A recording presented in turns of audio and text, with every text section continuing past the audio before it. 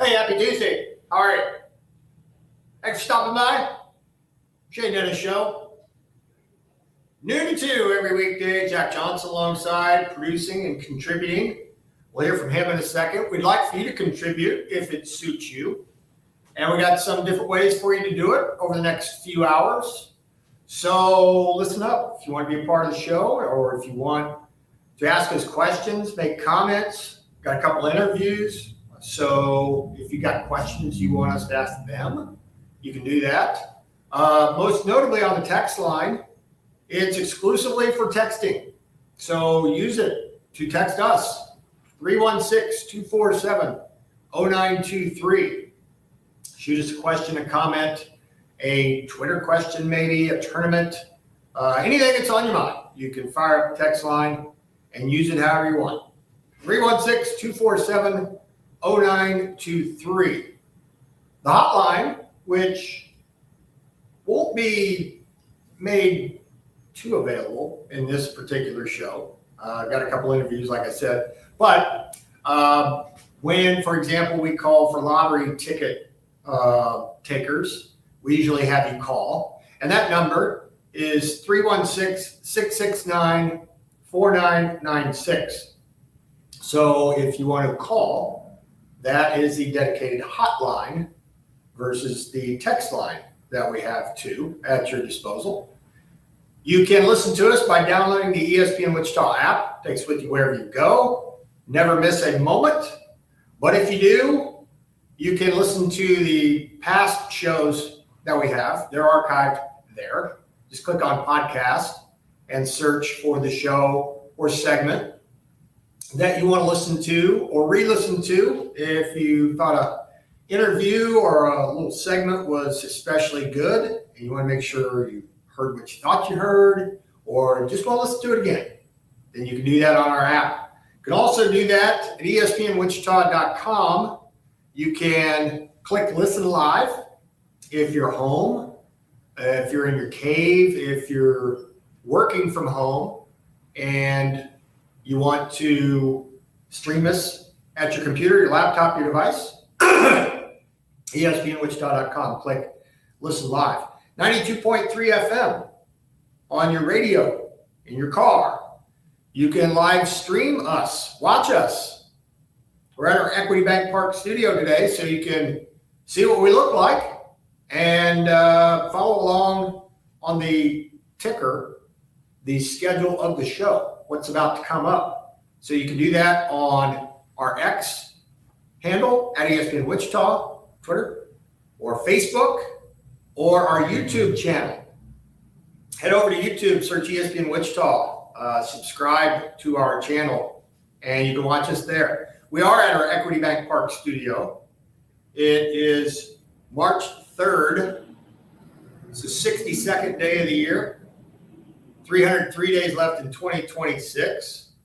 Full moon tonight, but today headed for a high of 58 degrees, and quite frankly, we might have already gotten there and might have maxed out. Good thing is it's not windy. It's overcast, kind of dreary, but not bad and not windy. So we will take that. Before we get to Jack's moment of levity, a texter has a moment of levity. I broke 100 this weekend, and they kicked me off the course for taking too long in the front nine. Good job, texter. Yeah, if you guys have jokes, text us a joke. We'll entertain those during the moment of levity if it's semi-funny. Doesn't even really have to be that funny. Jack, you got a funny one? Make us laugh. Oh, I can. Okay. All right. Oh.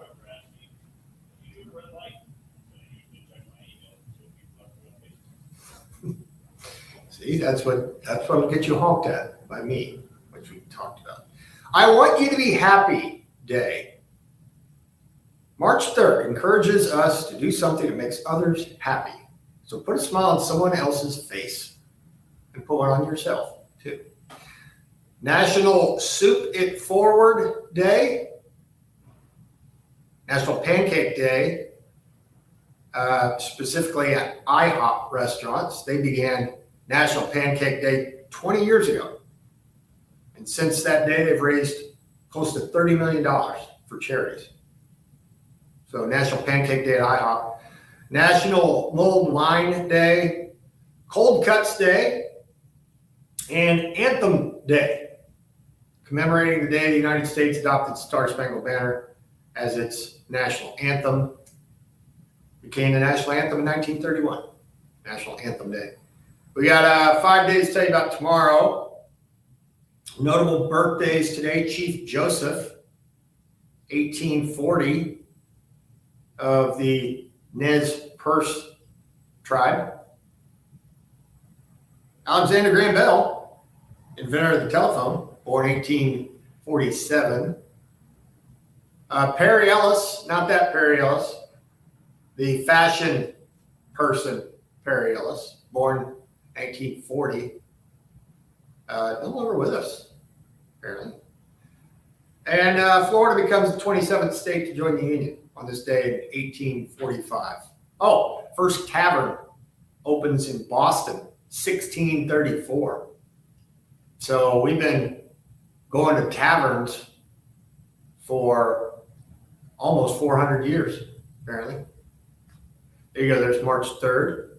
We will discover some more birthdays during I'm Old Jack Young at the end of the show. So be listening for that. Here's what we're going to talk about today. We have in the first segment, or first couple segments, first hour, give or take, we will have a lot of basketball talk as KU takes on Arizona State tonight. So we will preview that. Arizona won last night. Plus, we'll take a look at the other Big 12 games tonight. So a little bit of Big 12 basketball talk coming up in this first segment. We have Mark Wise, ESPN college basketball analyst, will join us at 12:25. Get his thoughts on who's in and who's out if the big dance started today. With a couple games left in the regular season for most, the Horizon League already has started its conference tournament. But everybody else got a couple games left. So we will talk to Mark Wise, good friend of the program, our college basketball insider, SEC Network and ESPN college basketball analyst. We'll talk to him the second segment, so about 20 minutes from now. And we'll also have our Top Golf Twitter question. And it has to do with the World Baseball Classic. That is not starting quite yet, but they are, all the countries in the WBC are tuning up, playing spring training games. I think that's interesting. We'll talk at length about that in hour number 2. Jack and I will. Coming up the 125 segment. Before that, though, Jordan Foote, Jordan's Juicy Takes, brought to you by Booth Creek Wagyu. We'll talk a little combine. We'll talk a little franchise tag. Get his thoughts on the David Montgomery trade to Houston. And some NFL talk with Old Jordan, brought to you by Booth Creek. And then some Team USA /WBC /Royals talk. They made their signing of Marte official. We get the details on that. And a longtime big leaguer has been suspended for 162 games. So we'll tell you who that is and for what, coming up in hour 2, a little over an hour from right now. So we'll have a little bit of everything. Got some basketball talk in the first hour. We'll talk football at 1, and we'll talk some baseball at 1:25. And then I'm Old Jack Young, March 3rd version at the end of the show. Pat will slide on in here. We'll have a little cross-talk with him, see what he's got going on, and the Pulse will come your way at 2 o'clock. He will yak at you from 2 to 4. So there's your show. And if you'd like to make comments about any and all, then go for it on the text line, 316-247-0923.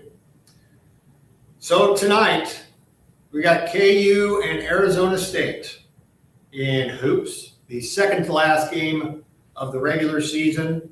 You can hear the coverage starting right here at 6 o'clock, getting you ready for the Sun Devils and the Jayhawks at 8 o'clock. But KU still, and pretty much everybody, still with a little to play for. if a team wants to improve its lot in the Big 12 tournament. And in KU's case, the Jayhawks can guarantee that they will get a double bye and be one of the top 4 seeds if they take care of their business. They got a little help last night from Arizona as the Wildcats beat Iowa State to give KU a half-game lead over Iowa State in the Big 12 standings. Jayhawks are 11-5. Iowa State's now 11-6. And KU can keep pace with Texas Tech, assuming that Texas Tech is playing a game that they ought to win. I'll just go ahead and say that. They have TCU at home. So they are a sizable favorite over TCU at home. But you never know. But Texas Tech's 12-4, and KU is 11-5, and are not quite as sizable a favorite as Texas Tech is, but they are favored over Arizona State tonight, who is a kind of a pretty middling team in the Big 12. They can score a little bit, but they're not much on stopping the other guy. They've given up 78 points per game on defense. But they have been, Arizona State I'm talking about, have been pretty good at taking care of business at home. They beat Utah, which nothing to write home about, in their most recent game at home. They beat Texas Tech by 5 back on the 17th. Beat Oklahoma State, which still has a pretty good net/Ken Palm rating, although their record in the conference is not much, 5-11, Oklahoma State. But they took care of them at home. They lost Arizona at home, but that's understandable. Arizona just wrapped up top seed in the Big 12. They're going to win Big 12. And they beat Cincinnati at home by 14. Their last home loss besides the Arizona game was all the way back on January 21st to West Virginia. So by and large, they have taken care of their business at home, but not a lot of statistical things to me really stick out about Arizona State and something that would potentially scare you a little bit. They are not much on defensive rebounding percentage. They're among the worst in the country at that. So look for Flory and the gang to pound the offensive glass, pending a KU miss. They are, Arizona State I'm talking about, 6-10 in the league. And as far as stacking up with the rest of the league, they are in the middle or toward the bottom at pretty much every metric you look at. Offensive rating, defensive rating, tempo, all that good stuff. Now, that's not to say they're bad, but they are not in Kansas, Iowa State neighborhood when you're talking about the metrics. Arizona, Houston, without saying, Texas Tech, better team, BYU, better team. But they are right about in the middle as far as offense and defense. And like I said, they are at least a representative team when they're at home. Now, they are dealing with a step up in class when it comes to the team that they're playing tonight versus the home games that they recently have won. So we will see if KU is raring and ready to go tonight to take care of their business. Kansas, of course, has the one game left with Kansas State at the end of the year. That's coming up on Saturday. You can hear that right here on the channel, of course.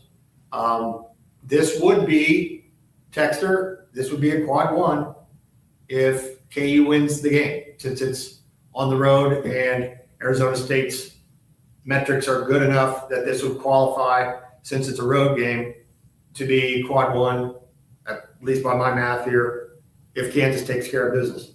And then the K-State game at home on Saturday, senior day, all that good stuff. What will it mean? Will it matter? What's the final seed going to be for Kansas for the Big 12 tournament? Remains to be seen. They take care of their business and things shape up, I don't know, the way chalk says it might, then KU has a good opportunity to, at the very least, to stay on the 4 line, or I don't say 4 line because that gets you thinking about the NCAA tournament.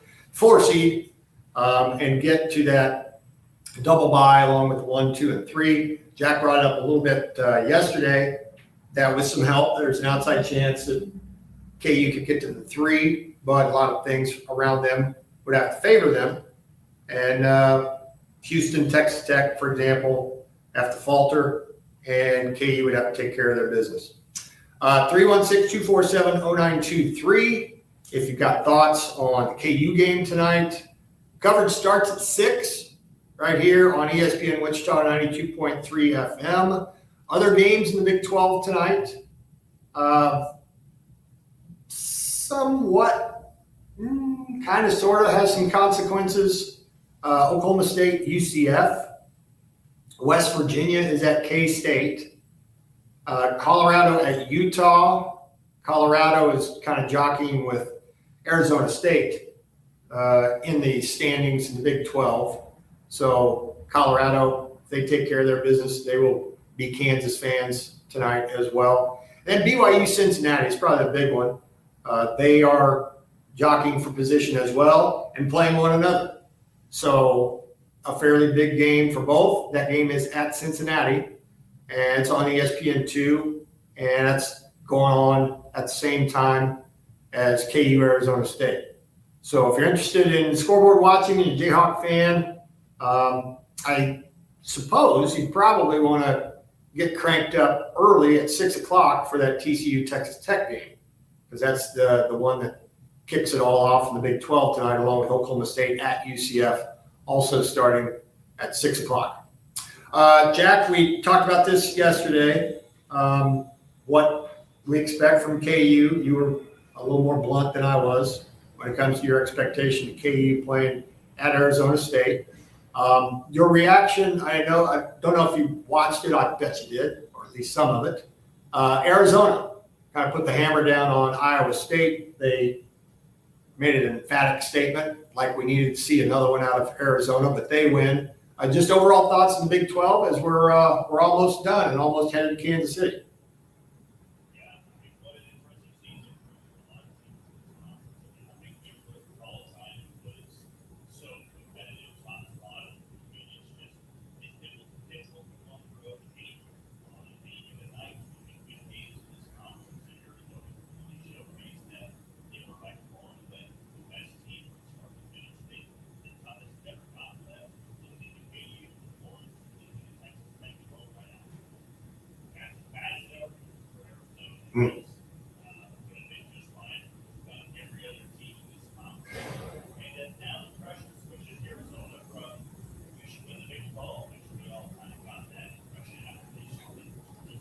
Mm-hmm. They probably should be able to hang on to that one spot. They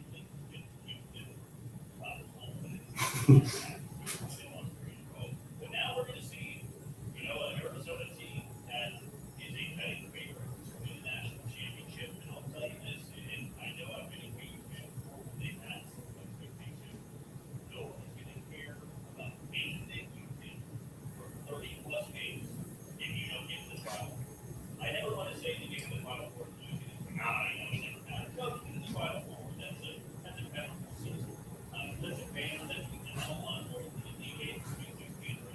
Mm-hmm. I've watched many teams before, from start to finish, dominate, smoke everybody in the conference, and lose the first weekend. You're like, okay, don't care about that team at all anymore. They'll never be remembered, and we won't think back on it. And it's a big time wait to carry for getting better 18 than I guess now. Yeah. When you go to the tournament, when you haven't lost much, hey, I'm still thinking Arizona will go and far in this tournament. But when you've been playing the same teams for 2 months, 2.5 months, it switches now when your season Yeah. You still have a tournament in Kansas City, and that's not too bad. Of course, they're locked into a one seed no matter what they do. When the lights get really bright and they face some adversity, which is going to happen, bound to happen at some point, I'm really curious to know where this Arizona team ends up. Because for this entire year, they've just killed it. Yeah. Bigger than everybody else, visible than everybody else. Tommy Lloyd is one of the greatest coaches out there. And Arizona's also a team that for 2 decades now hasn't been to a Final Four. They've had some really, really good number 1 seed teams, and they almost always fall short. Last time they had a team that's good, they lost to Princeton, the 15th seed in the first round of the tournament. Wow. Last year they made a little bit more of a deep run, and still wasn't good enough. And that's just something I'm going to be mindful of. And the rest of these teams in the Big 12, Ohio State, Houston, Texas Tech, they're kind of all that same playing field. They're definitely not in the same league as Arizona in terms of how good they are. The rest of those teams, though, they kind of have either they'll lose in the first round, or it wouldn't surprise you if they're in the Sweet 16 or something. They all kind of have that volatility to them.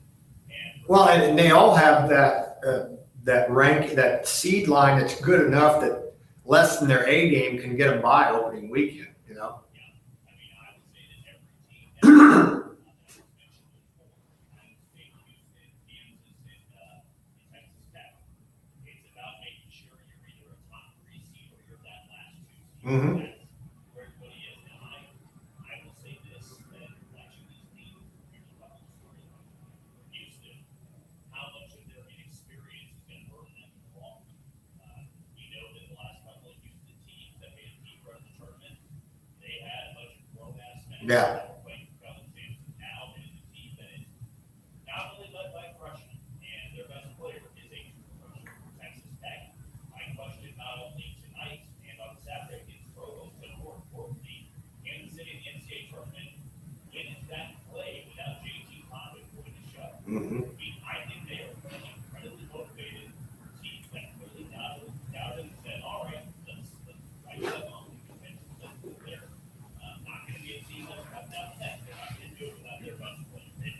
They are going to run into a team. They're going to have a game where Christian Anderson, 3-point shots are falling. That's what I was just getting ready to say. They're very 3 dependent, aren't they? And when you have a true stretch forward and great postman like JT Condon, things make it a whole lot easier when those shots aren't falling. For BYU, not BYU, excuse me, they're already out of the running here. KU and Iowa State, Kansas, are they going to be able to ever get Derek Peterson to level 80? We've said really since November, they're not getting anywhere deep in the tournament without him. Mhm. They're not going to be able to make a deep run if he's at 80. It's going to have to be 95 to 100 for the rest of the way. And I'll see what kind of spring he has tonight, see what kind of spring he has on Saturday next week in Kansas City. But we know what their limitations are. We know what kind of offensive team they are without him, but they are with him. And they need to get that chemistry. They need to get it written. Iowa State, damn. I mean, I would say ever since they lost to excuse me, I'll get that back. They beat Kansas. They just had round of 32 all Mm. They really do. I mean, they got the best 3-point shooter in the country. Yeah. By a landslide. We love them, but you can beat different. Yeah, like 52% from 3 or something like that. Joshua Jefferson is a triple-double machine, and Tate Lindsey is a playable chair. He's 50 and 58. To have a point guard with that kind of experience, they can take you a long way. However, I think their offense might get in the way of it. And I would say the same thing for KU as well. That they are really good defensively, but when they play teams like Arizona and they play some teams like Wade or Pleasant away from Ames, they are just a shell of themselves. They don't really have one believable, just go get a bucket type of guy. And I just said Josh Jefferson is a triple-double machine. Along with Chilwell, is a great 3-point shooter. So the great Iowa State team always had those guys that said, give me the ball, get out of the way. Mhm. They had every talent. I remember a couple of those bigs, shortly after Georgia State, maybe DeAndre Ward. Tinsley was like that for me. Yeah. Not big enough. I think he played great last night, but he's not big enough in some of those top teams to go and just put up 25. Yeah. Really, they're such a balanced team. They have a lot of guys who score and they can shoot well for deep.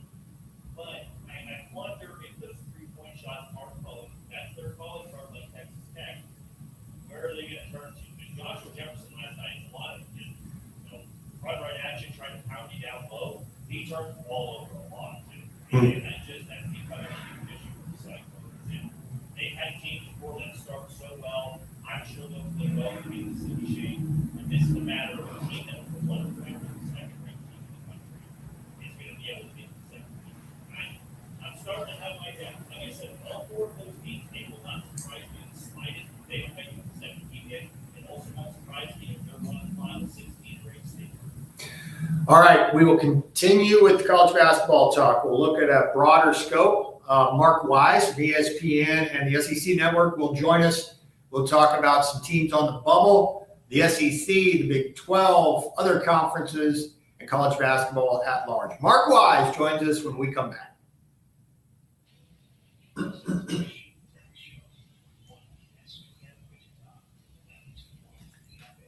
Wichita, your next favorite coffee stop is right here. Mocha's Coffee and Eatery. This Mocha's cup right here in front of me for all you live streaming. You can enjoy gourmet coffee, fresh pastries, hearty breakfast, savory lunches, all in a cozy and welcoming space made for everyday moments. From morning fuel to midday bites, Mocha's fits right into your routine. 4 locations across Kansas, 2 here in Wichita, and a 3rd Wichita location coming soon. Great coffee and food is never far away. Enjoy fresh flavors and shared moments at Mocha's.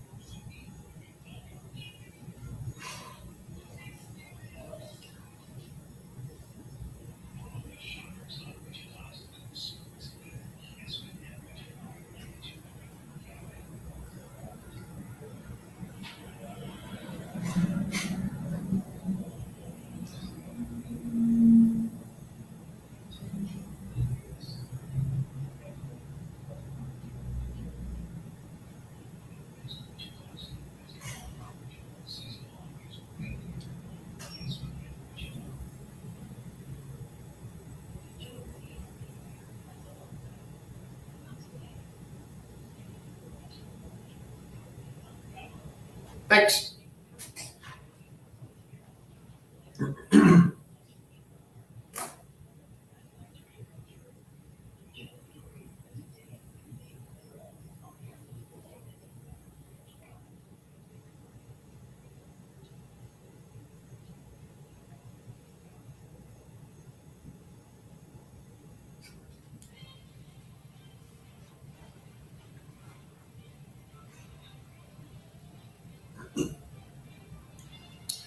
It's about that time. A couple more games of the regular season for most, then the conference tournament, and then Selection Sunday, and then when it really gets good. We talk college basketball across the nation now. We focused in a little on the Big 12 just a minute ago, but we'll go nationwide now here with Mark Wise, our ESPN college basketball analyst and insider, rejoins the program.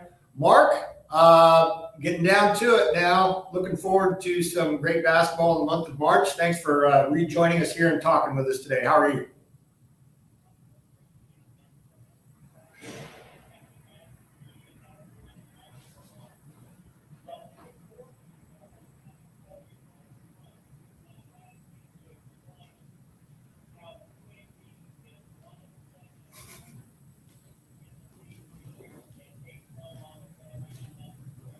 Fair enough. I wouldn't have much to add to that either. Hey,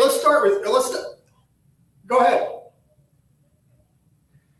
I will say this though. our other good friend and ESPN college basketball analyst, Mark Adams, he's really been tracking this sort of phenomenon. And I think more teams than not combined have a road winning percentage in the American. Like not everybody's got a winning record, but you put them all together, and road teams are above 500 in the American. It's crazy.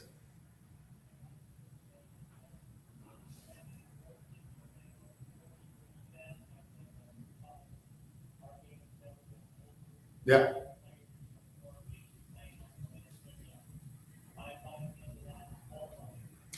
Jack, my producer, and I were just talking, I think it was yesterday, about Florida's latest victory over Arkansas. And I know it's just a thumbnail sketch, a 40-minute, snapshot, but the kind of effort that took to pile up that many points, is Florida the most likely team that is not currently on the 1 seed line that could crash that party?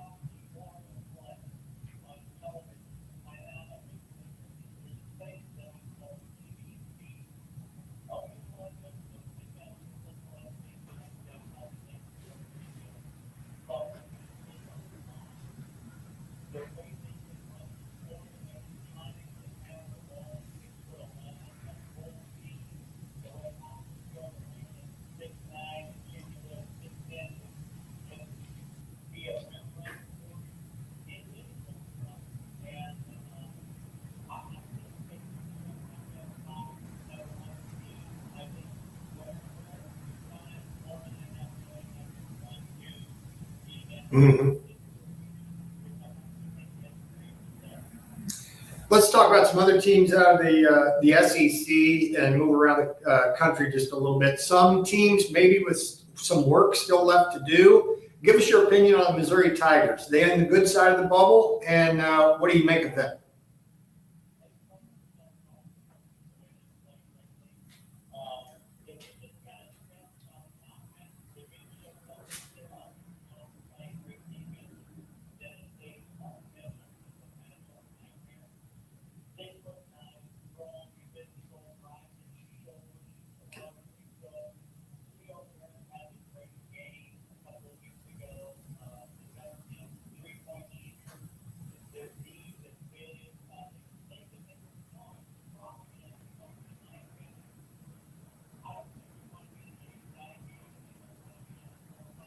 Yeah.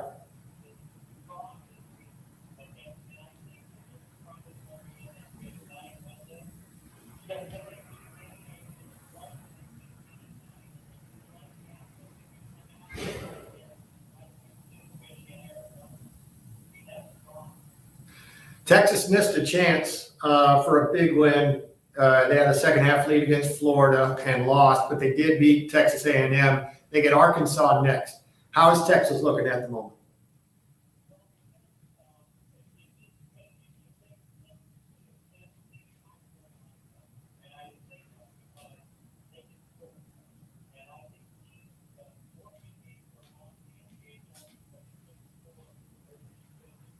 Mm-hmm.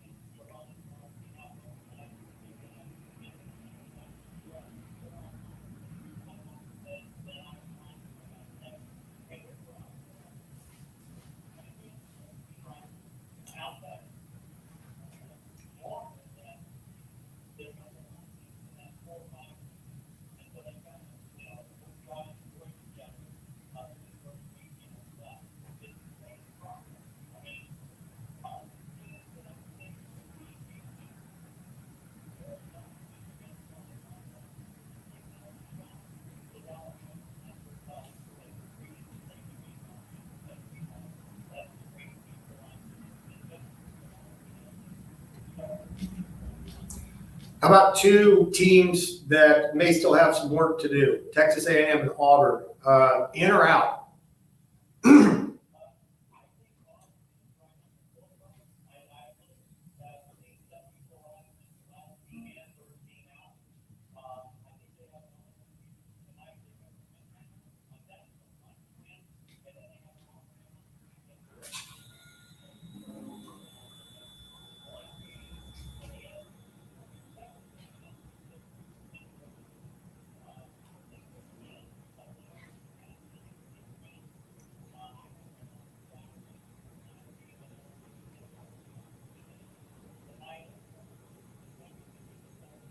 Okay.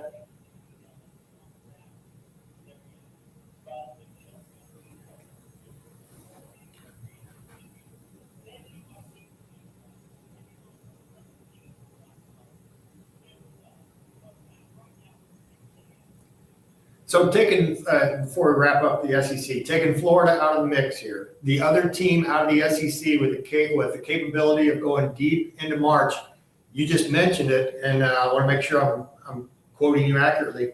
Alabama, that team for you?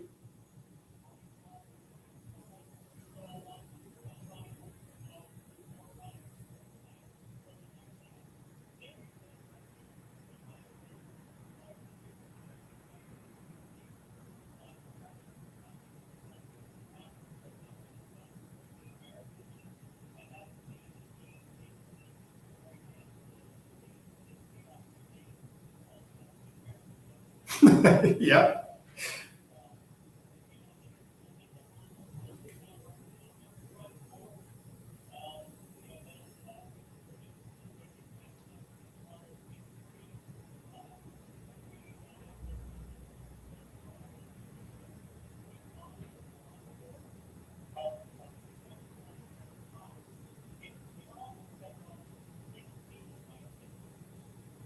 Taking Michigan out of the mix in the Big Ten, who's got the best chance to go deep from the Big Ten among, let's just say, Illinois, Purdue, Michigan State, Nebraska, and maybe even Wisconsin? Who do you like there?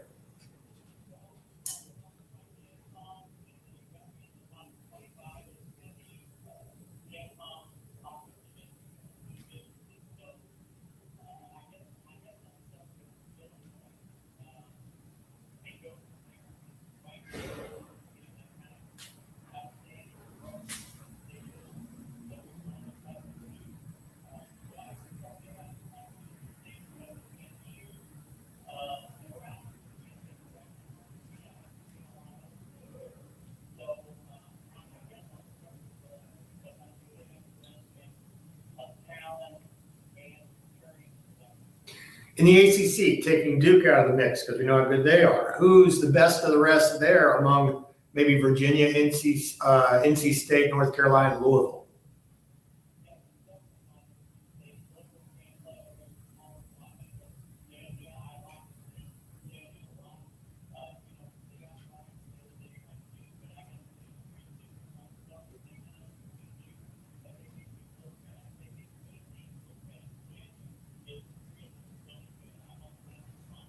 By the way, Duke made NC State look really disinterested in basketball last night. And that's to take nothing away from NC State, but it's just a Duke team that, we're so used to them shooting a bunch of threes, getting up and down, scoring a lot of points, but they take your soul. They take your will to want to play completely away, it seems to me.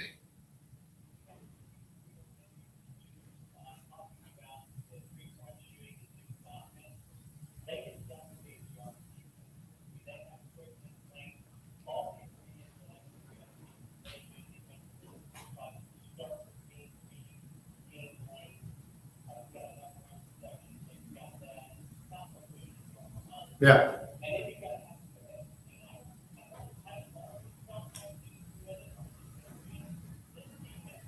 Just because in the past, Mark, they knew they could score 95 points. Not that that was an excuse, but maybe in the back of their minds, it could be a kind of an excuse not to play the best defense.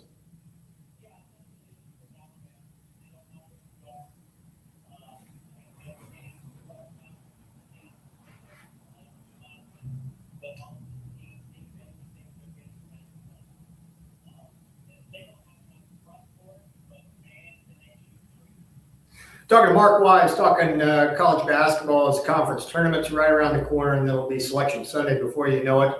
He's from ESPN, the SEC network as well, our college basketball insider. So let's take Arizona out of the mix, the Big 12, because they just pounded Iowa State last night in Tucson. Best of the rest in the Big 12. Who you got as a dark horse, maybe among Houston, Tech, KU, Iowa State, and maybe BYU, although they're starting to slide. Can they reverse course, and can they make a deep run in March?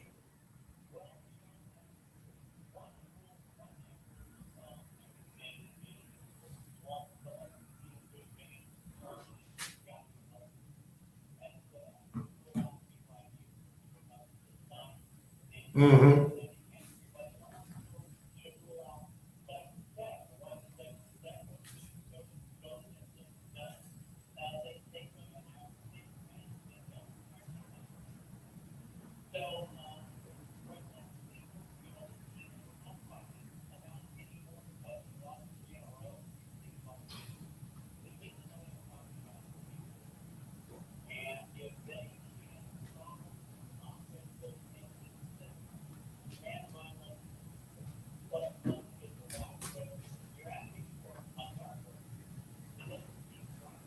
Right. Yeah, that makes sense. I see why you say that. A lot has been made, and even the last time we talked some MAC because, a certain team in the MAC forced us to do it. All due respect to Akron, he's putting together a good year too. But and Bruce Pearl made some news talking about you got to go undefeated in order to be an at-large. You can't afford to even lose one game. I'm not sure about that. I suppose I'd have to kind of dig a little deeper when it comes to teams that they played. Although that's kind of the sticking point when you're talking about a team that's undefeated, but still people are looking down their nose at Miami of Ohio. They're 29-0. Now that they've won 29 games and we've kicked this can down the road a little bit with the Red Hawks, where do you come out on them? What kind of team can they be in March?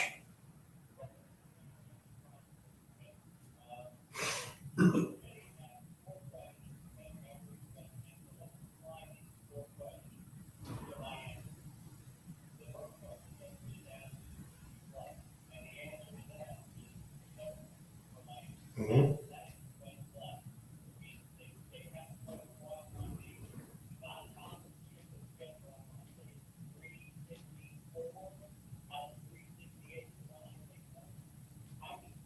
Yeah.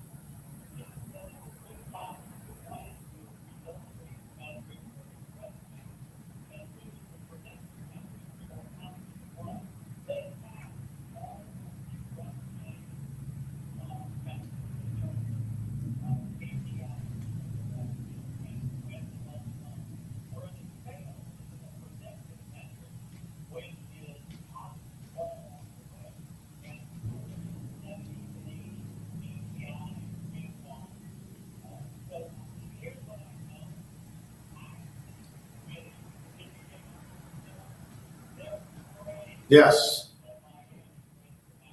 Yes.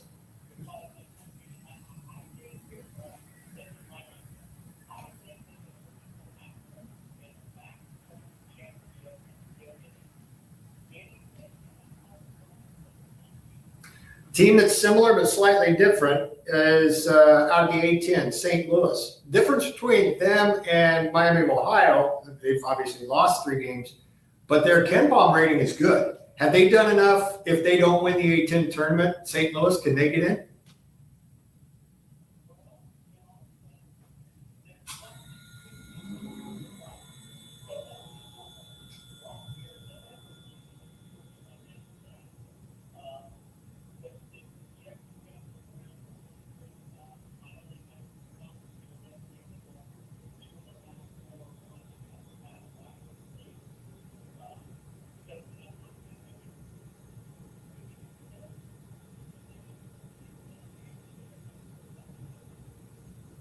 Talking to Mark Wise, talking college basketball, ESPN, and SEC Network. All right, maybe some closing thoughts for us, Mark. Some things to watch for over the coming days and weeks of the conference tournament, maybe some teams that we left out before we get to March Madness.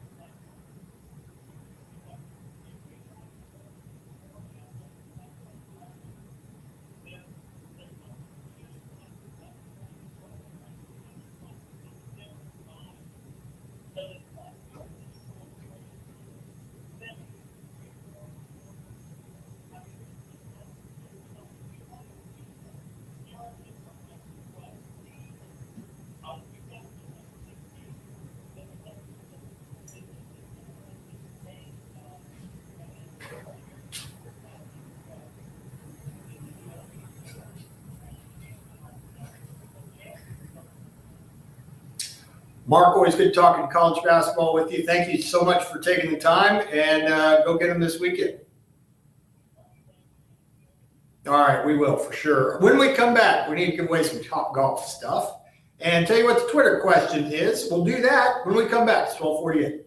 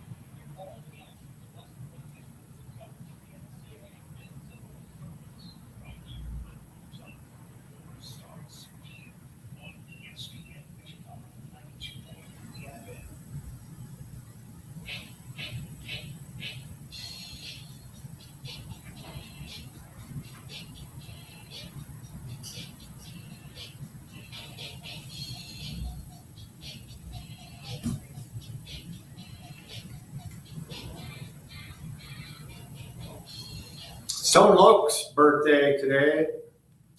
Actor, rapper. Don't look, morning. Top Golf Twitter question has to do with the World Baseball Classic, which we'll talk a little baseball in the second hour. More specifically, Team USA, World Baseball Classic, some Royals. That's coming up in the 125 segment. But this will get you primed up for it a little bit. At ESPN Wichita, if you want to go and vote and repost, if you don't mind. And help us out on Twitter. At ESPN Wichita is our handle. Top Golf Twitter question. Looking for the perfect venue to host your next big event in Wichita? Look no further than Top Golf Wichita, whether it's a corporate event, client appreciation night, birthday bash, fundraiser, or tournament. Top Golf Wichita has got you covered. Tee off your next event with Top Golf today. Visit Top Golf Wichita online or call 316-394-4057. That's 394-4057 and reserve your date. Question is pretty simple. How do you feel about the World Baseball Classic? I think it's a great idea. I'll watch Team USA. I'll check in here and there, or get me to the regular season. So far, half of you think it's a great idea, 50%. 25% say I'll watch Team USA, and 12.5% of you have either said I'll check in here or there, and the other 12.5% say get me to the regular season. In spring training today, and not exclusively, but there are a lot of teams, countries tuning up against Major League Baseball teams. We'll get to, like I said, how this affects the Royals coming up in hour number 2, as far as how many guys are away from camp with their respective teams. But I got to admit, Jack, I think it's pretty cool that these teams are playing spring training games against big league clubs. Like Colombia playing the Pirates today, Israel, Netherlands, Panama, Canada is playing the Blue Jays. Isn't that something? Nicaragua is playing the Mets. Cuba is playing the Royals. And again, we'll talk about this maybe a little bit more in the second half of the show, in the second hour. Ryan Berger is expected to pitch today for the Royals against Cuba. There are a couple of Cuban-born players in big camp, in the Royals big camp, that may have an opportunity to play against Team Cuba. And maybe I'll make a little bit more of it than I should, but I think I'm giving away my answer if I had to vote on the Twitter question. But seeing these national team exhibitions against big league clubs, it's pretty cool, I think. And you got an opportunity to watch it on a bunch of different platforms, MLB Network. Where else? I saw earlier where you can watch these ESPN, I think a little later on, is showing Team USA in San Francisco. But MLB TV, most exclusively for all the rest of them. You can kind of pick and choose who you want to watch tune up against a big league club. Man, how bad do you wish you were down at spring training right about now to go watch one of these games? Oh, very nice. I would love to stay down in Arizona for the entirety of spring.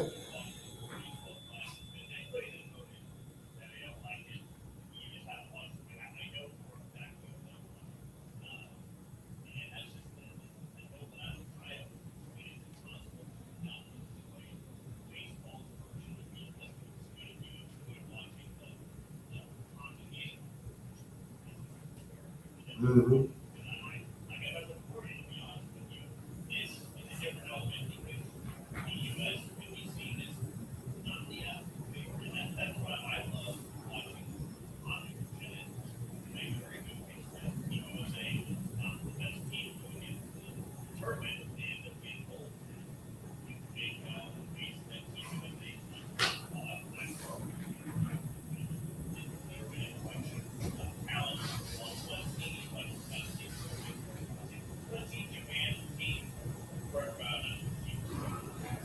Dominican, yeah.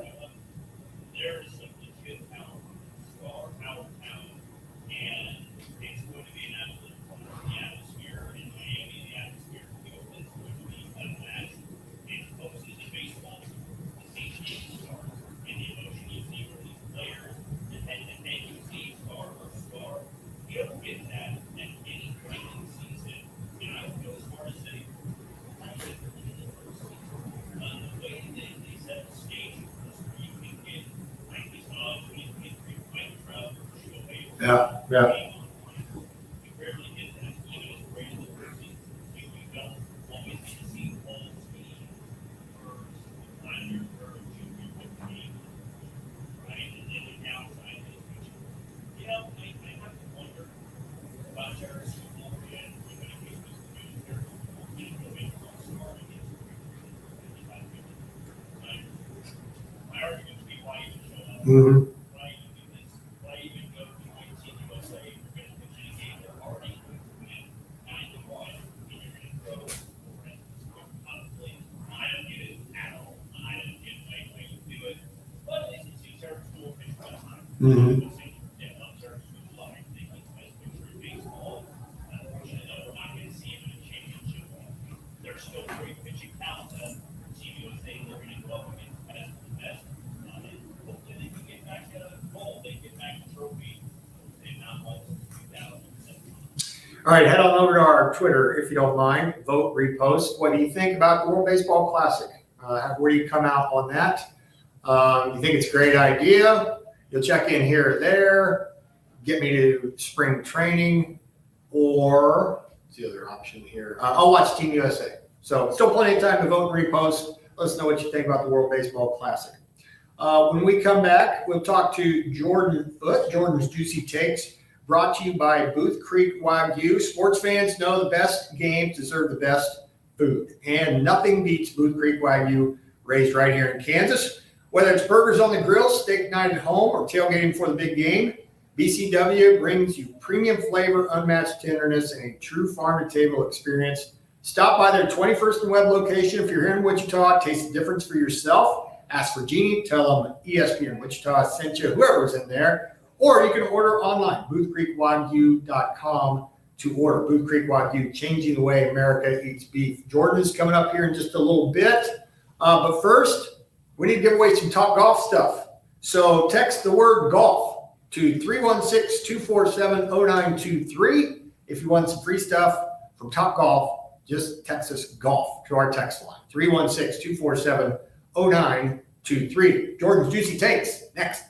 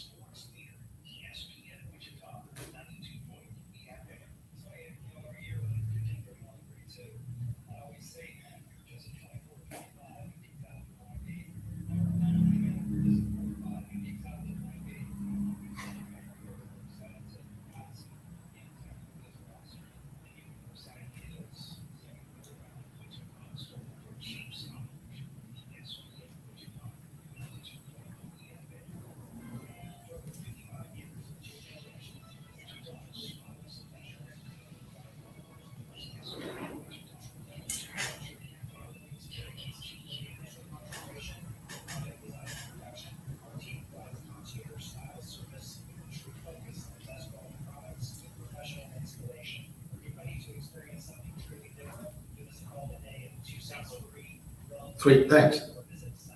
That email makes sense to you? Okay.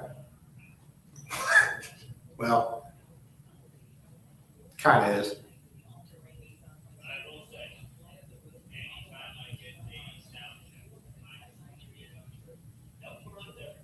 Mm-hmm. I get it.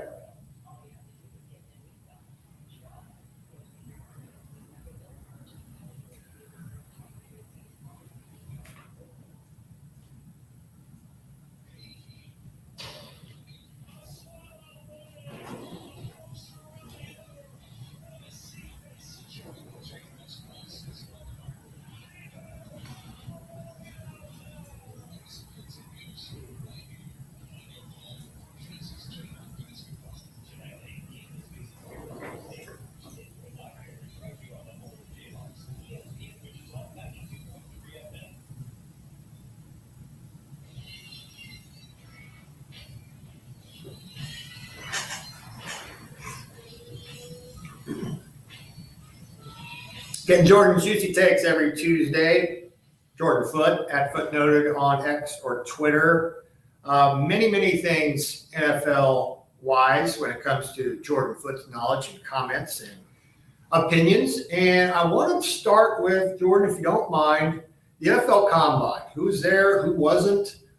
Get your takes. Brought to you by Mid-America Credit Union. What about the skill position guys at the Combine, Jordan, specifically the guys that didn't work out? Let's start there.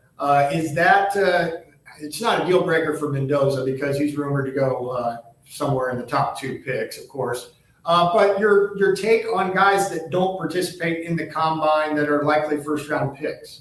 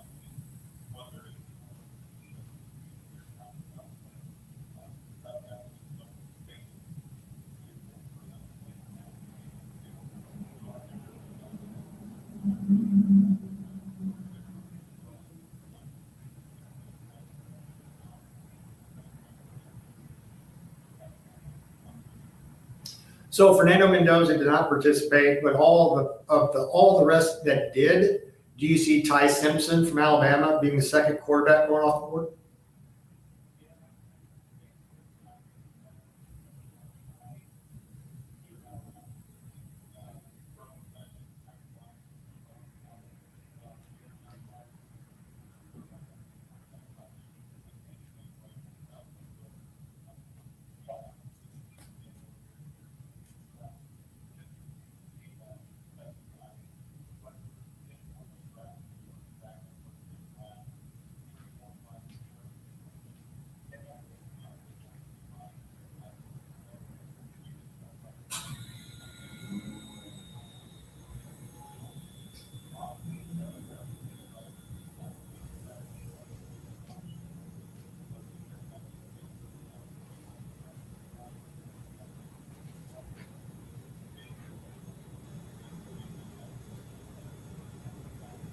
NFL Combine Talk brought to you by Mid-America Credit Union. They've been exceeding members' expectations for 90 years. Join the celebration and see what today at midamerican.coop.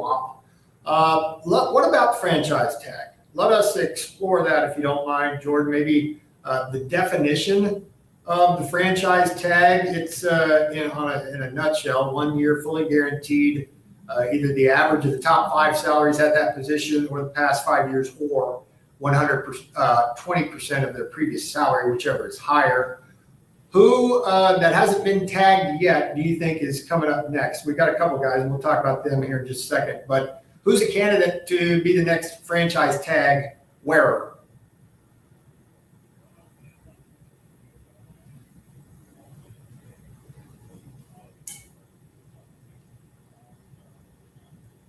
Mm-hmm.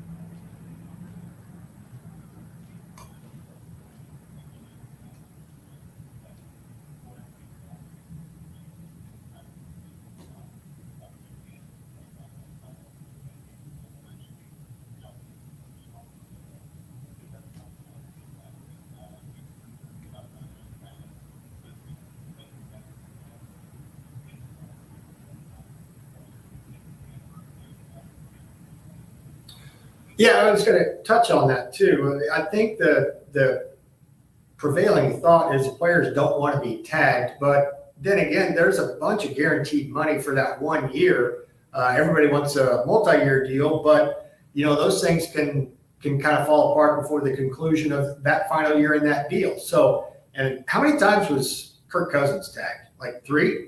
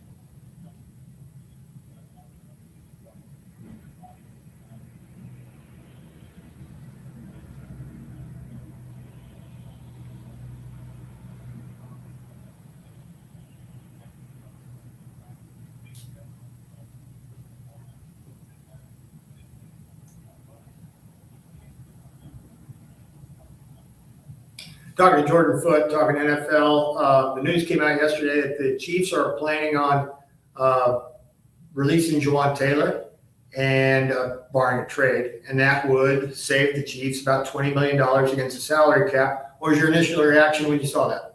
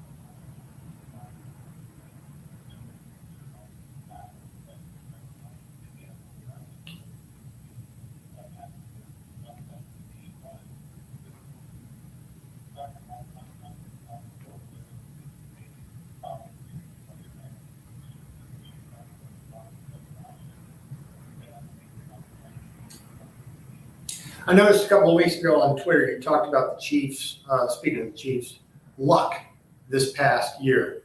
It's not completely luck by definition of the word luck, but you brought up some good points and jumped in on a Warren Sharp tweet that wouldn't mind you having shared if people didn't see it.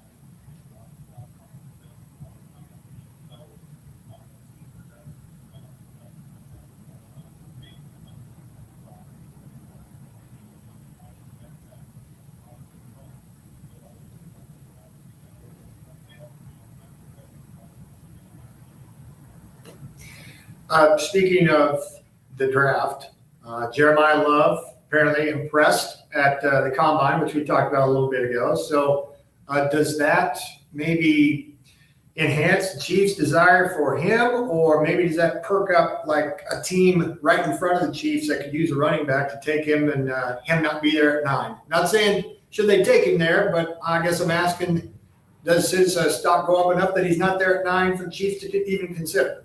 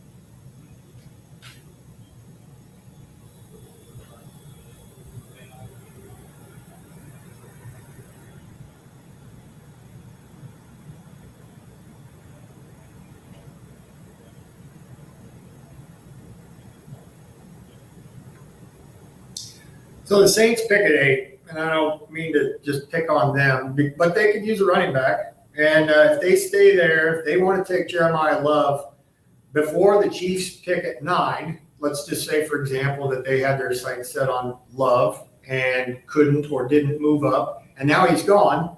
Do you think they trade back at all and get another pick or two?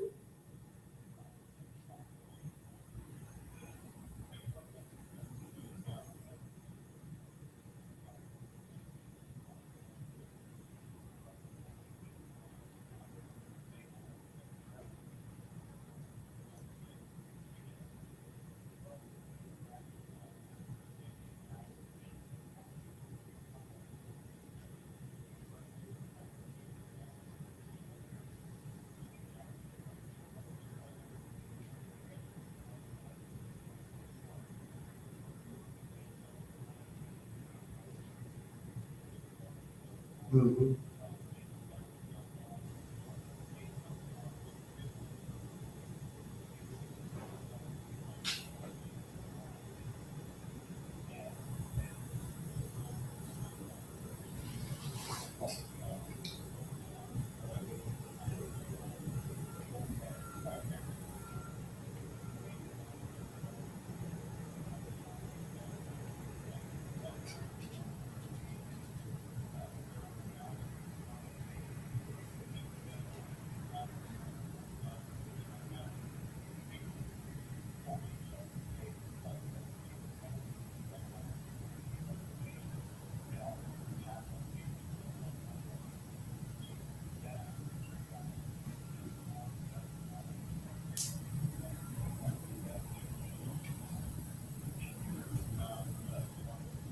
Right, I think we were all on the same lines there. We're talking about, without bringing it up, the wide receiver position, which supposedly is really, really deep. So you can trade back and maybe not get the cream of the crop wide receiver, but you'll get the best of the rest, who's still pretty damn good. If you wanted to go one position, one particular player, he wasn't there, so let's just trade out of it and get some more capital. We'll still end up getting a guy at a really good position of need.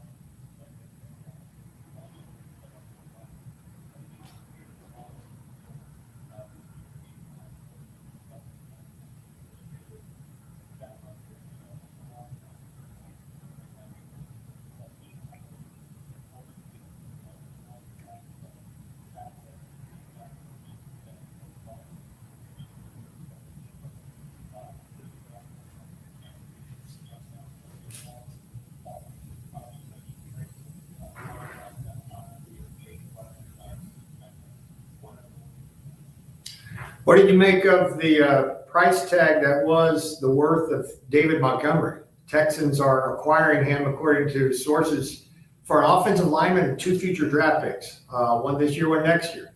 That's kind of expensive, wasn't it?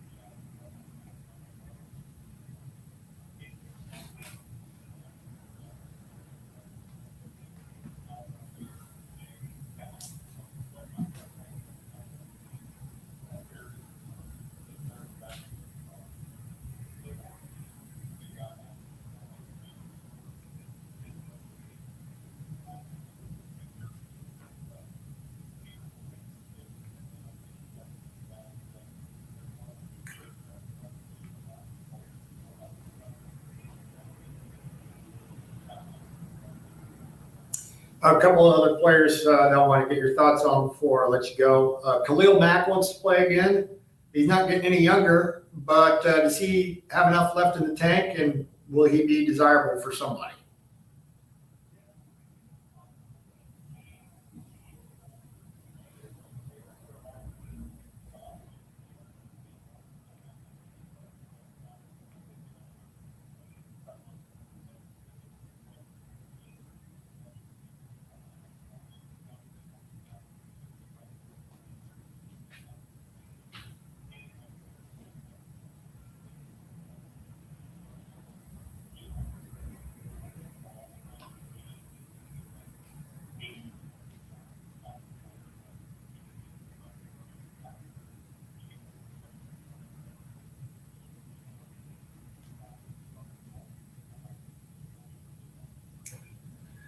Who does Max Crosby play for next year?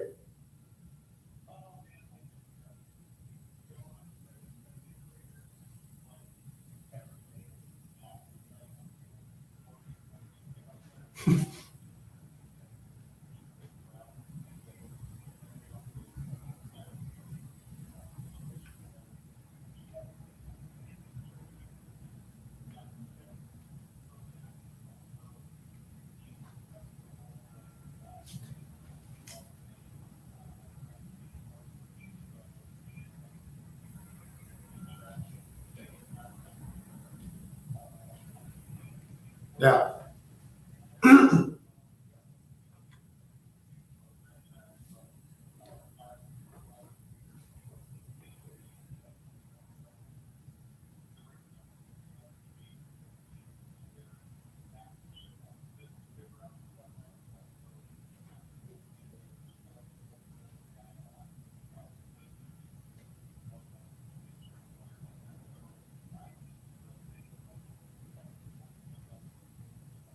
So you think the Raiders are kind of sort of close to being relevant and not light years away like some others think?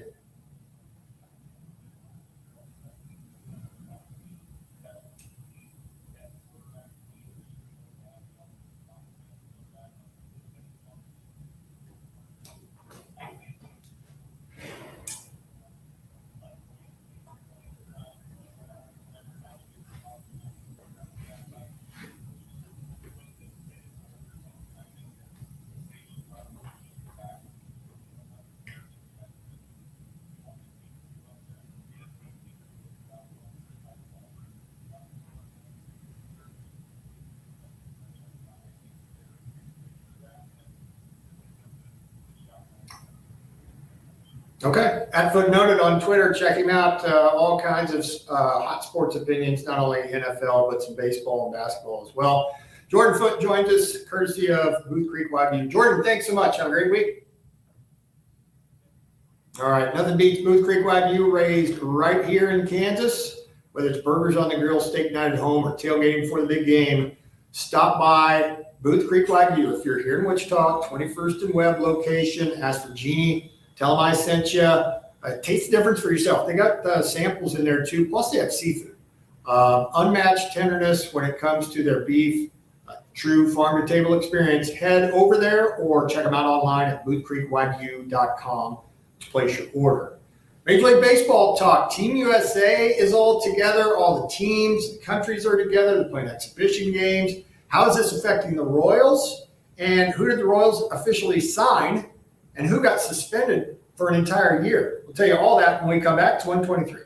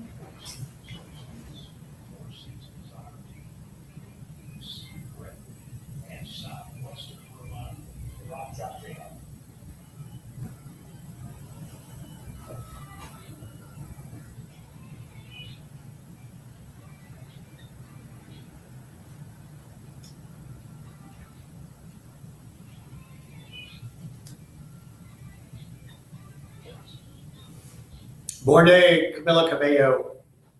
It's 126. Talking about baseball right now. World Baseball Classic is upon us. Right around the corner anyway. The manager for Team USA is Mark DeRosa. And he has announced, made public, the starting rotation, at least for the foreseeable future, for Team USA. And they'll start it with San Francisco ace Logan Webb. He'll start game one when it takes on Brazil on Friday. And then, as Jack mentioned, Tarek Skubal will start game two against Britain. And then that'll be it for him. He'll go back to the Tigers camp. And then Cy Young Award winner, the other one, Paul Skeens, set to face Mexico in game three. And New York Mets star in the making, Nolan McLean, scheduled for game four against Italy, but it first was reported he's fighting a cold, and he's still in Port St. Lucie where the Mets trained, and it was kind of TBA, although they're expecting him to be okay. And then it came out that McLean had been, his arrival at the WBC had been delayed due to vertigo type symptoms, but also said earlier today that he was confident to be able to join the rest of Team USA later this week. Quote, I'm definitely feeling better these last couple of days. I haven't missed any days of throwing. I kind of grinded through it a little bit last week, still feeling the vertigo symptoms, but this week I'm feeling pretty good, end of quote. Mets manager Carlos Mendoza said that he began developing vertigo-like symptoms and loss of appetite on Friday night, did not report to Team USA's camp in Scottsdale. He instead stayed at Port St. Lucie in Florida and then started feeling a little bit better on Saturday, had a side session on Sunday, and will throw again tomorrow, apparently. And if everything goes well, he'll go to report to Team USA after that. DeRosa, as for Team USA, when it comes to position players, didn't say who he'd bat where, but indicated he would go basically lefty, righty, all the way down, with center field being a platoon position between Pete Crow Armstrong and Byron Buxton. They gathered for their first workout on Sunday, team dinner, and then they'll play exhibition games today, which we told you about, and Wednesday, and then pools play starts Friday in Houston. Now, as it pertains to the Royals, they have 14 players participating in the World Baseball Classic. 10 are on the 40-man roster. And so their camp is a little, I don't want to say it's empty, but it's not as full as it would normally be, with a bunch of players going to play the WBC.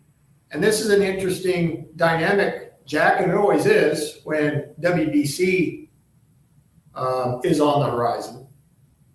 You got your team that's a little less whole when it comes to getting ready for the regular season. And in the Royals case, you're missing Vinny Pasquantino, who's playing for Italy, Jack Caglione playing for Italy, Bobby Witt Jr. for Team USA, along with Michael Waka, Michael Garcia and Salvador Perez with Venezuela, Seth Lugo is playing for Puerto Rico, and Carlos Estevez for the Dominican Republic.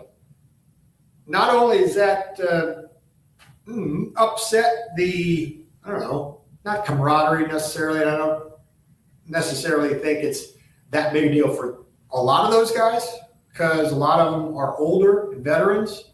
But it'll be interesting to see how Jack Caglione reacts. To a lesser degree, Bobby Witt Jr., he's still young, but he's played a lot of big league baseball over the last couple of years.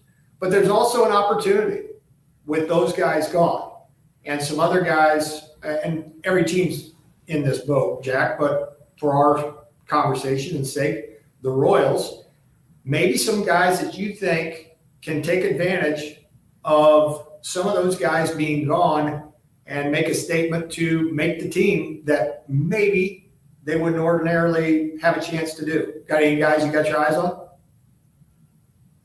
Say that when you hit the bench, you get an opportunity, guys, to run and John Rojas, Waters, of course, John Gray. Those guys that provided for the final spot in the 26-man roster, this is their chance to go out there in nearly every game and bats and play bats and showcase that they can be versatile defensively. And they wouldn't have really gotten those opportunities if all these guys were back in camp. There's also some guys playing in WBC that are fighting for spots as well, but they just get on a bigger stage. They're playing the game at a much higher level than you would have been back in the front. So I would say rounding out that bottom spot on the bench, that's where I would probably be zoning in on. And it's not like he's busted his butt to try to make a team, because I think we all agree that he's going to. But I feel like this is kind of big for Carter Jensen to get the lion's share of the catching duty with these guys going into camp. Do you share that opinion? Do you agree? Yeah, I mean, I'm not really worried about Carter Jensen and his role on the team. We can look at majority of the opposition behind the plate. But also, I don't think they're going to change anything about how they're going to play.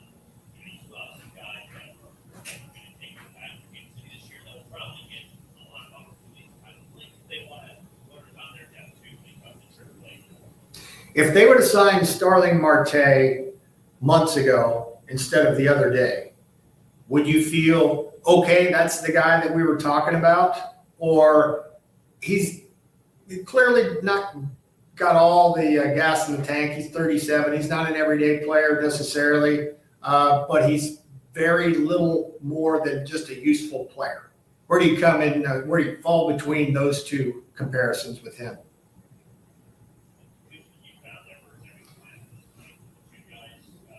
No, well, Starling Marte, if they would have signed him months ago versus just the other day, because that kind of tells us that a few of their other plans with an outfield bat, they, lack of a better phrase, struck out, and now they're settling for Marte. Where do you come out on this signing?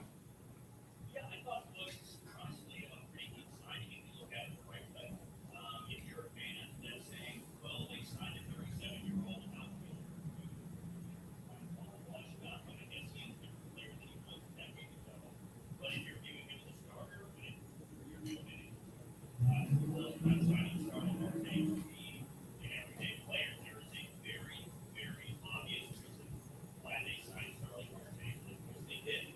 I'm sure that Starling Marte was holding out for a restarting job somewhere. He was maybe holding out for more money than the people we got in spring training. He realized that nobody was going to give him the money he wanted, and instead of signing a minor league deal, he was having a winning job in camp. He take a major league deal, and he's got some incentives that would make him $3 million. Maybe that's where Rogers trying to plan in the old 1 year $3 million. Now he's got a deal that's worth $1 million as the base salary, and he can earn up to $3 million given as well. But I view him in the same way as I mentioned last year. He is a bench piece. He provides you really good depth, and Jack Caglione doesn't start the year as well as you would hope. You've got somebody who is a serviceable bat, a league average bat. His production last year, whether you want to believe me or not, would have been the best by a mile on the board. Mhm. His numbers were better than what Mike Yastrzemski gave the Royals, and we all know how we're rushing that one. Seeing him just that provide that kind of pop in the lineup. I just can't wrap my mind around anybody being upset by a deal when you bring in somebody who's above average bat in 100 games last year and played 2 outfield spots, and it's costing you $1 million. I mean, really, if you are upset by it, you just want to be upset by it. You just want to be mad about it because it was a territory. And I've told this to a lot of people. Just because you want a player doesn't mean you're going to be able to get that player.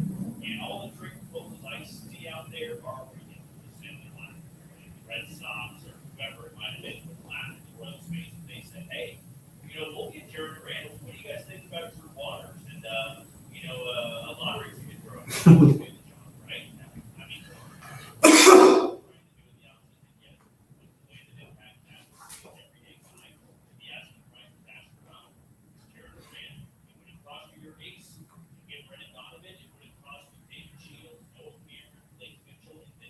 Jeez. Not worth it to you? Yeah, I would say probably not. And so what they're counting on is Isaac Collins to build up what he did last year with the two work in center field, and Caglione to start scratching the surface of the ceiling that it has there. If it doesn't work out, it's nice to have a fallback option of a guy that was productive last year. If you think you have enough outfielders, always go out there and grab one. Bench is significantly better than it was last year. And if you wanted John Gray, or you wanted Nick Lofton, or you wanted Starling Marte, please tell me why, other than he's young and cheap. When you get young, by the way, $1 million every young is pretty cheap out there. So that argument really ain't gonna fly. Absolutely. In 98 games, like Jack said, he posted a 270, 335, 410 slash line. And I think that's the big takeaway. Two things can be true. Look, he's not an everyday player anymore. So everybody calm down. Maybe that's what people are up in arms about, that they think he's the guy. That's not the case. But he also does raise the Royals bench floor by quite a bit, if he does anything close to that. And he also DH'd about 3/4 of the time when he actually played, and played fewer and fewer games in the outfield, which those skills are diminishing too. He once upon a time was a 2-time Gold Glover, probably not anymore. He's outs above average, is not going to knock anybody's socks off if he has to play out there. But to me, if one of those outfielders, I don't know, or maybe one of Salvador Perez or Vinny gets hurt, and you can plug somebody else in for them, then Marte can DH more times than not. I think you can do worse. So I'm in agreement there. One other bit of news before we get down to little Jax Young. Braves DH Jurickson Profar, 162 game suspension after testing positive for a performance-enhancing drug for the second time in the past year. Sources told that to ESPN on Tuesday. Profar's 33. He'll be the sixth player to receive a full season ban for PED use since Major League Baseball increased the penalty for a two-time offender to a full season back 12 years ago. He'd forfeit the entirety of his $15 million salary. Will also be ineligible for the postseason. Ineligible for the upcoming WBC, where he was set to represent the Netherlands, whose team includes players from his native Curacao. So RIP Jurickson Profar, out the entire year, second PED violation. 139, I'm old, Jack Young. Next. Boy, you don't know how to talk college basketball, huh? Yeah, douche. Louisville was actually 3-7 away from home, but that's all right.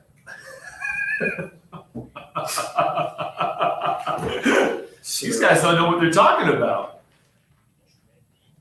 Thanks for listening. I saw the response. I was like, oh no. Only time he makes comments is when he's mad. Always. Yeah. Yeah, that's been a thing.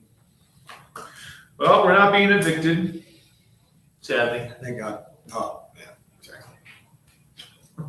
Was it non-contentious?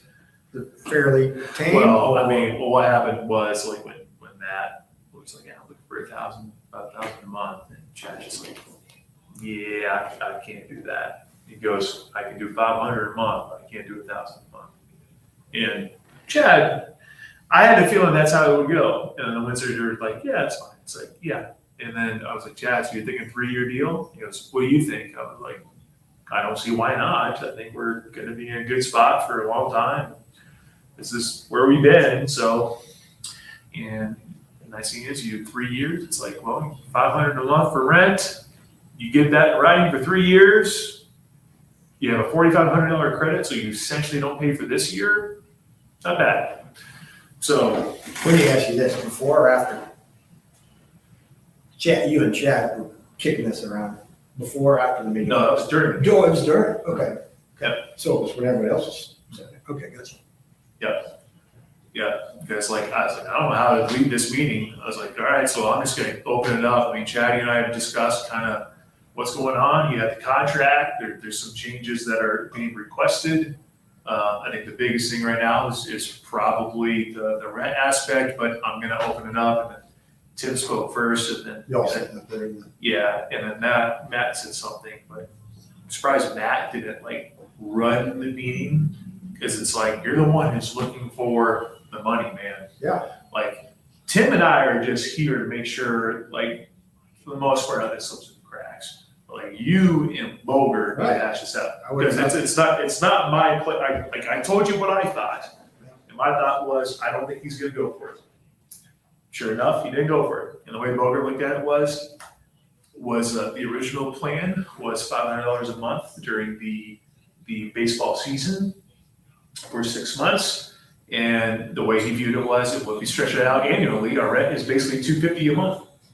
And as soon as he said that, I'm like, yeah, I know that's not how the Windsor is going to look at it, but I'm not surprised that that's how Boger thinks of it.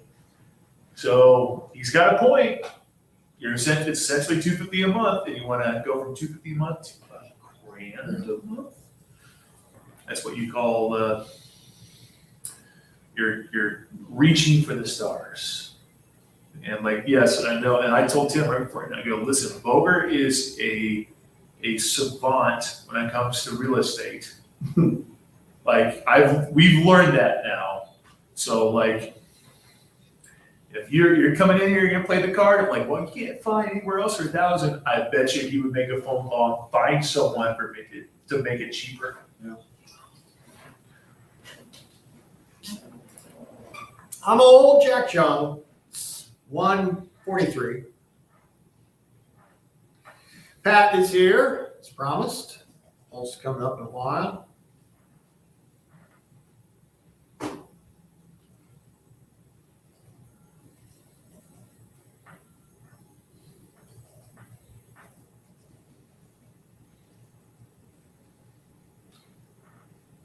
You know, Jack had an interesting take when it comes to foreign-born singers when you were gone.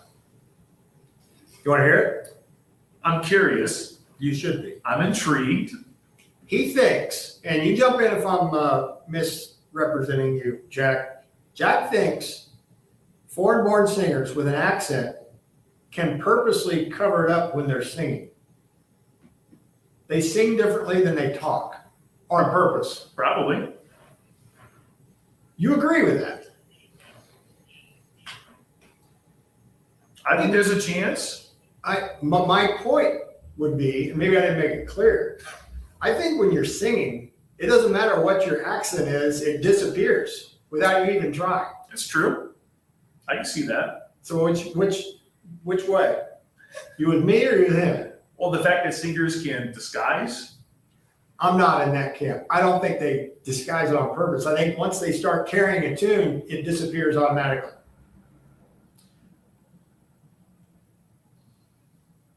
You have to think about that? Well, the way I would view singers, entertainment, right? Mm-hmm. Who's also an entertainment?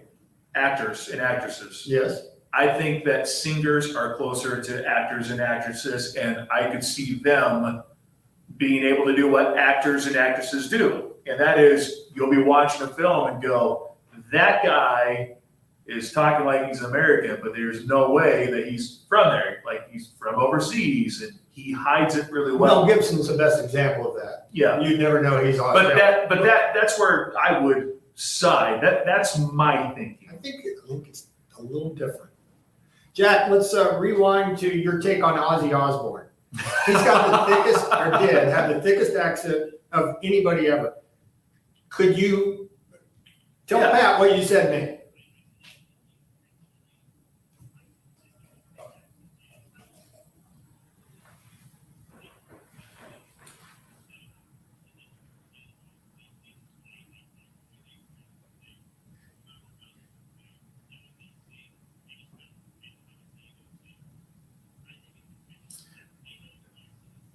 I would.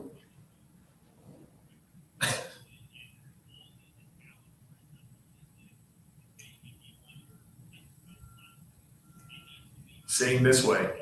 Mm-hmm. I would love to hear an opinion of somebody that sings professionally for a living. Just to find out. And even, I mean, gosh, there's so many people that work in different accents. I mean, gosh, Brian Kelly becomes the head coach of LSU, and all of a sudden has this southern That guy's a drawl. clown. He doesn't count. But you get what I'm saying, though, right? I suppose, yeah. Listen, like there's so many ways that you can, train yourself, and I'm kind of in Jack's corner a little bit more because I think that it is adjacent. I think singers and actors and actresses are all pretty close to each other, and you have training on how to do certain things. I think that is used in singing as well as acting and all that stuff. Okay, So, well, that's right. I'm not going to let it die. I'm going to get to the bottom of it. Please, Because I want to know. I can't wait to see.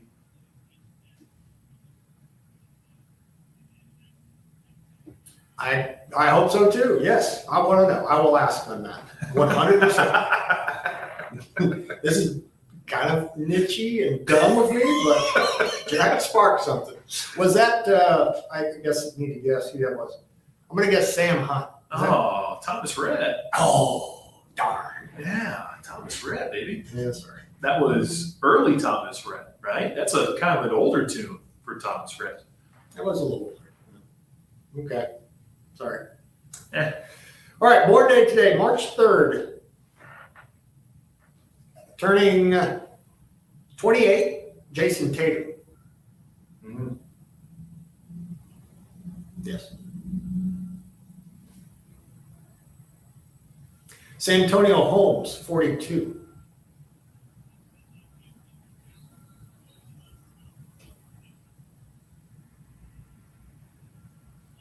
Yep. Yep. I don't know. I don't know if there is another one, but you might be right. He's also the MVP of that Super Bowl. What are we talking about? Santonio Holmes. Okay. Guaranteed. Jack's on one. Yes.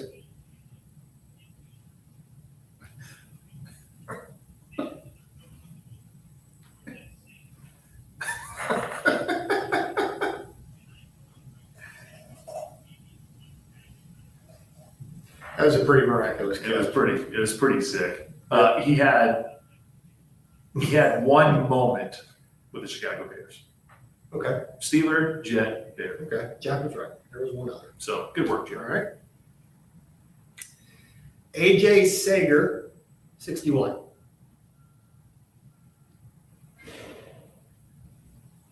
Yes. Pitcher. Non-Big Four, Jackie Joyner Kersey, 64. Female. Correct. Track and field. Heptathlete. Was that a guess or did you actually know? Surely he knew that. You don't have to indict yourself if you don't want to. You got it right.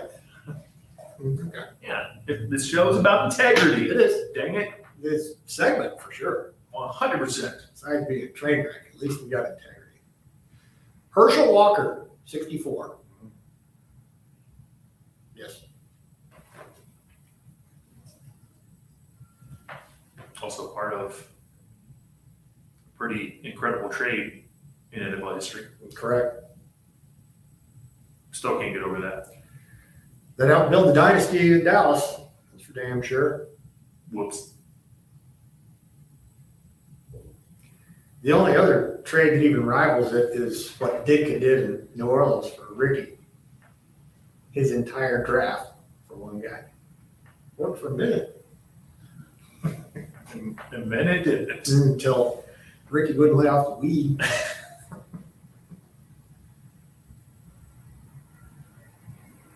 Randy Gradishar, 74.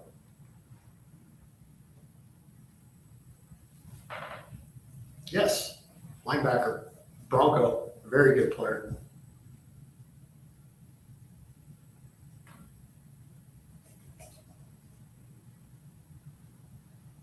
Jim Tunney, born on this day, not dead. Hint if you need it.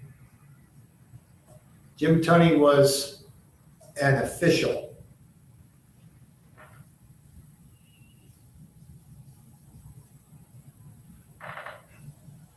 No, he was a football referee.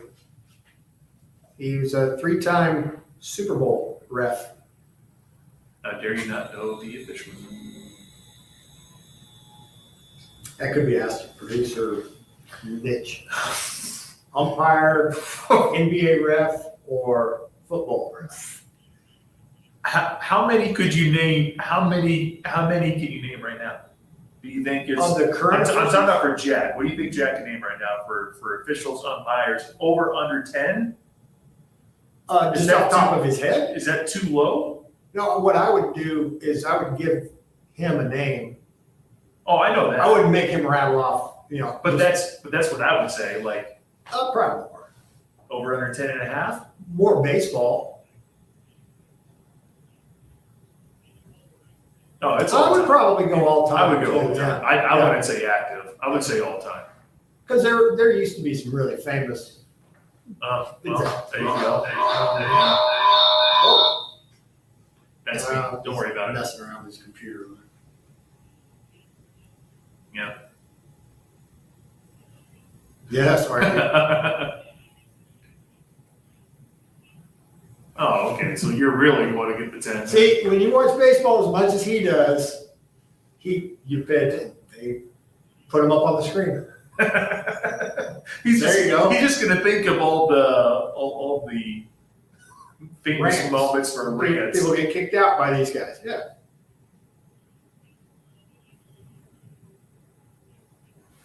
Tim Donahue. I was saying Tim Donahue is the one that comes to my mind for NBA officials.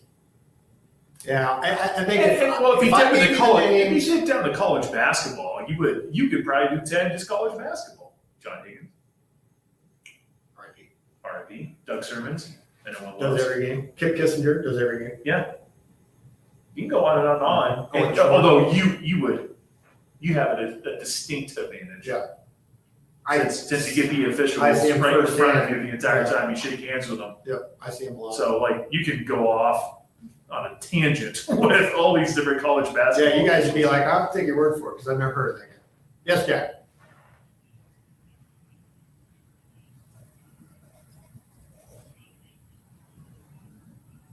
Mhm.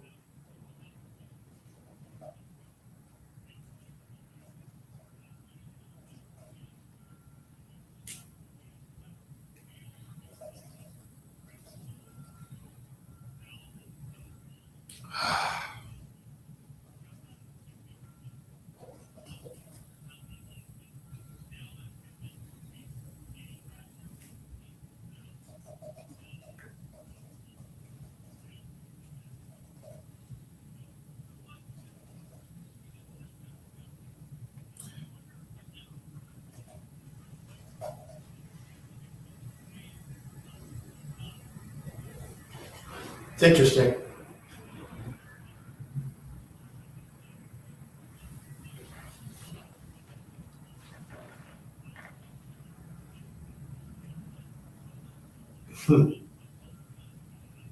Change his tune, huh? Let's say because that's not exactly how it was before. It's always that's a foul. See, that's a foul.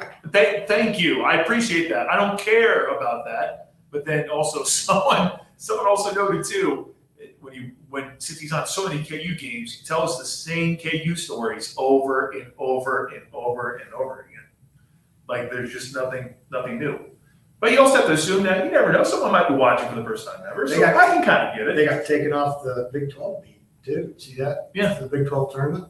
Well, Yeah. I'm excited for that because show them the rules, man. As good as those other two guys Well- are, this is an upgrade. So Yeah, and like, look, Boog is not bad. yeah, he's fine. He's fine. Also, born on this day, no longer with us, Don Dennis. Mhm. Yeah, my dad's birthday today. Happy birthday, Pops. How old would you have been today? Oh my gosh, At a I put you on want- the spot. give or take 84, somewhere in there. He was born 41, 42, somewhere in there. Happy heavenly birthday That's to the guy who had 8 saves in his major league career. He had 400 one year, too. 2 for 5. That's Immaculate a fun grid stat. for you, Jack. Immaculate grid for you, Don Dennis. Play for one team, hit 300. Don Dennis. How many pitchers have recorded 8 saves and has batted 400 in one season? Probably not Boom. many. All right, thanks for listening, everybody. Stick around. Pulse next. See you, buddy.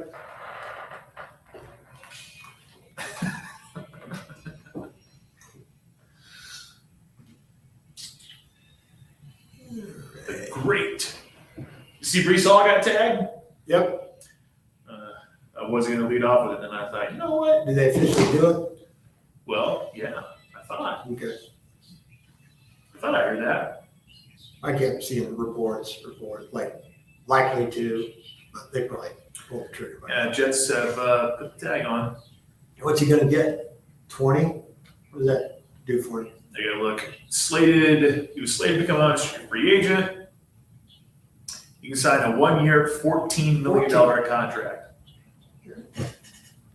Has he done anything for Northwest? But there's also, though, I don't know. He's been back. I mean, obviously, chance some in a game. Yeah, I just. But also with the franchise tag, supposedly, like another team could sign Hall, but if that was the case, then the team would have to send 2 first-round draft picks.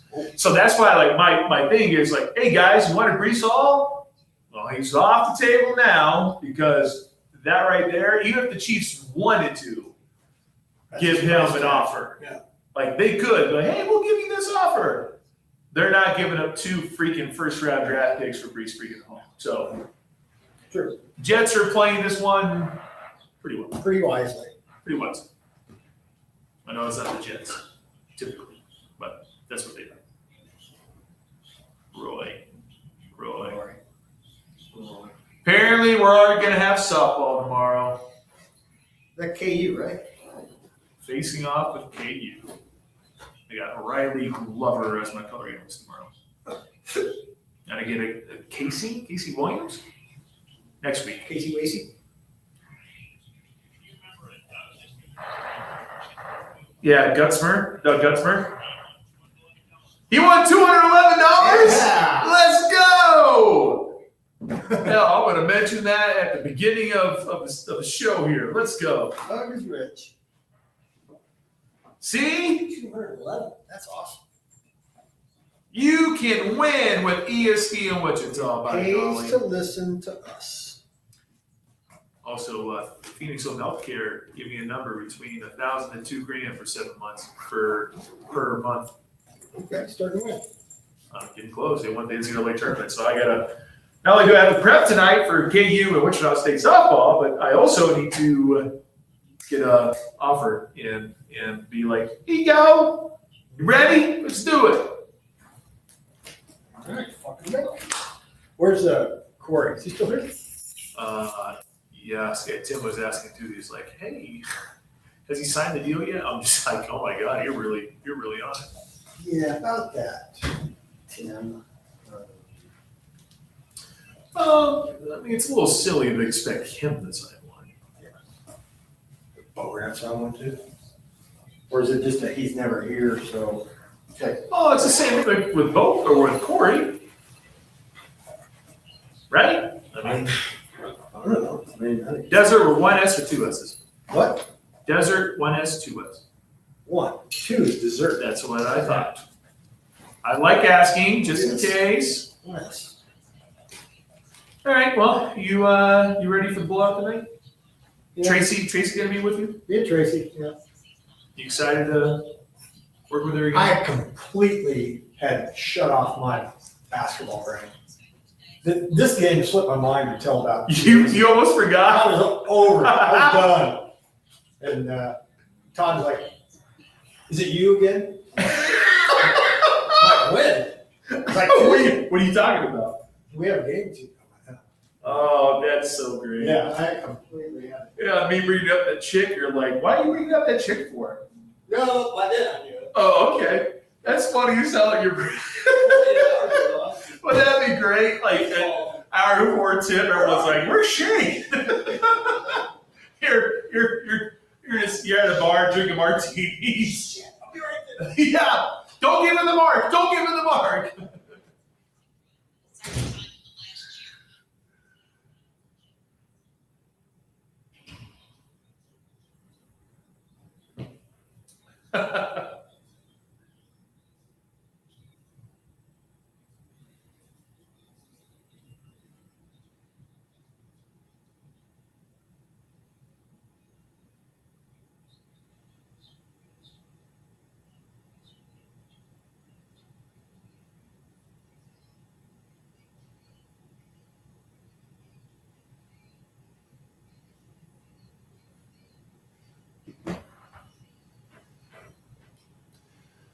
What's up, Wichita? Happy Tuesday, everyone. Hope you're doing well. Not quite as cold as it was yesterday, but no sunshine. That's okay. We will lift your spirits here in the next couple of hours, as we have a lot of stuff to talk about in the sports world. It is the Pulse on Wichita Sports Leader, ESPN Wichita 92.3 FM. Thanks so much for joining the party here for today. Thanks for using your preset number one for ESPN Wichita. I know a lot of you have 92.3 right there as the number one button in your vehicle. But I also know a lot of you have checked us out in other areas. A lot of you are watching on Facebook, X, and YouTube. Thanks so much for doing that. We sure do appreciate it. We also love all those streaming, just pure audio streaming, ESPNWichita.com. There's a listen live option. We also have podcasts on there. And we made some tweaks to the website. If you want to see what tweaks we're talking about, I would highly encourage checking out ESPNWichita.com. If you have a smart speaker, I always encourage getting a smart speaker because I have too many of them in my house, but they are handy. They do a lot of things for me and my family. One thing that it can do, it can play ESPN Wichita programming. Tell your smart speaker to tune into ESPN Wichita 92.3 FM or KKGQ. You can also stream the show by downloading the ESPN Wichita app. And our numbers continue to climb when it comes to downloads. Our average time spent listening is pretty darn high as well on the app. Thanks so much for doing that. For those that don't know, you can listen to live programming on the ESPN Wichita app. And while you're listening, you can text, you can call, very simple. The podcast option, I think, is pretty cool too, because usually you hit play, and if you can listen for the first 15 minutes, and then you have to dive into a meeting, you have to hit pause, you can always circle back around to listening to our programming. It saves your spot, which I think is very, very handy. So if you haven't checked out our ESPN Wichita app yet, please feel free to do so. I'm Pat Strathman. Producing the show is the great Jack Johnson. 316-669-4996. That is a very handy number to have because that number will give you the ability to win Kansas lottery tickets. And in fact, Jack Johnson received a phone call from one of our lotto winners, and he won some money. I'm not going to tell you the amount. I'm just glad that whenever someone wins something, they call us and let us know. I think in the early stages of doing Kansas lottery giveaways, I think we had a $500 winner. It pays to listen to ESPN Wichita, people. We like to do all these different giveaways. We do concert giveaways. We have tickets to so many different sporting events. We have you covered when it comes to that. But we also have lotto tickets that are very popular. And sometimes you can win some pretty significant cash, courtesy of ESPN Wichita. So we'll give you that chance at some point. 316-669-4996. You will also need the text line number, 316-247-0923. Love the fact that someone is already chiming in. Have a good show, Pat. The ILY, the I love you part, is terrific. Thank you, Texter. Here, I'll do a little art for you. Art. I'm doing this specifically for you on the YouTube channel, even though you're probably not listening to us on YouTube. But hey, you can go back and look. That's for you, Texter. Thank you. Be like that, Texter. You don't have to give us kind words on the text line. But if you would like to chime in at any point, feel free to hit us up, 316-247-0923. That number will give you a chance to win $20 to Tinker Barbecue. We'll have our first end of the hour trivia question brought to you by Tinker Barbecue. That is coming up here in hour number 1. Social media-wise, we're always booming. We always grow the ESPN Wichita brand. And a lot of you know that you can't listen to the station 24/7, but if you want to stay locked into your favorite teams, if you want to check out reports, whatever it might be, that's where our social media platforming comes into play. Facebook, Instagram, X, we continue to grow. You all continue to lock in and follow ESPN Wichita, and I can't thank you enough for doing something as cool as that. Tell your friends to join the fun as well. It is a somewhat normal Tuesday. I say somewhat because Taylor Eldridge from the Wichita Eagle, we have to move him back to 325. Heck, it might even be 330. He's got something going on today. So Tuesday with Taylor, which normally is at 3, we're going to move him to 325. I hope it's not 330, 335. But he did make a request, and I said, sure, we'll make it work. And with that being said, that second hour will begin with Kansas basketball talk. What's the latest as we take a look at Big 12 tournament coverage next week? We will not be in Kansas City next week, but we'll have Big 12 tournament coverage brought to you by certain partners. So we'll get to that at some point next week, obviously. Kansas and Arizona State could be a potential slip-up moment for Kansas. Hope that's not the case, but we will discuss KU and Arizona State coming up at 3:02. 325, Taylor Eldridge, and then at the very end of the show, it is a Tuesday, so we'll give you the Take Two Tuesday. Here in hour number 1, it is confirmed. Matt Derrick of ChiefsDigest.com will join the program. I highly doubt he's probably going to go to the studio much often, or he's not going to go there as much as we think he probably would. It's off-season time, so I would like to think that he's probably not going to be in the studio. Regardless, we're going to have Matt on the show, and we'll talk about the Kansas City Chiefs, NFL Draft Combine. We'll get to all that stuff coming up at 2:25. And then at the very end of the show, or at the very end of our number one, Take a Barbecue, but also the Kansas City Royals are adding to their outfield. And I know Jack Johnson has all sorts of thoughts on this one individually. That's what we got for you today. It is the 3rd of March, 2026. Are we ready for this month? I know it doesn't feel like March because it is a little colder out there. I think a lot of people would think sunshine and spring. This is Kansas. Rarely do you really get that, especially right away. So not getting that right off the bat in the month of March. But this is March. The madness is going to be here, and it's going to start next week for the Big 12 tournament, and then we have the NCAA tournament. And all the NCAA tournament coverage that you desire, you can catch it all right here on the home of the NCAA tournament. We're going to have all sorts of coverage via Westwood One, and we are super stoked to bring it to you all. So I hope you're ready for all of the basketball you can possibly imagine, because we're going to bring it to you right here on your home for college basketball, ESPN Wichita, 92.3 FM. Glad to have you here. All right, well, the Kansas City Chiefs. We'll get to Matt Derrick here in a little bit. It's the offseason. Chiefs have a long list of items that they need to pick up.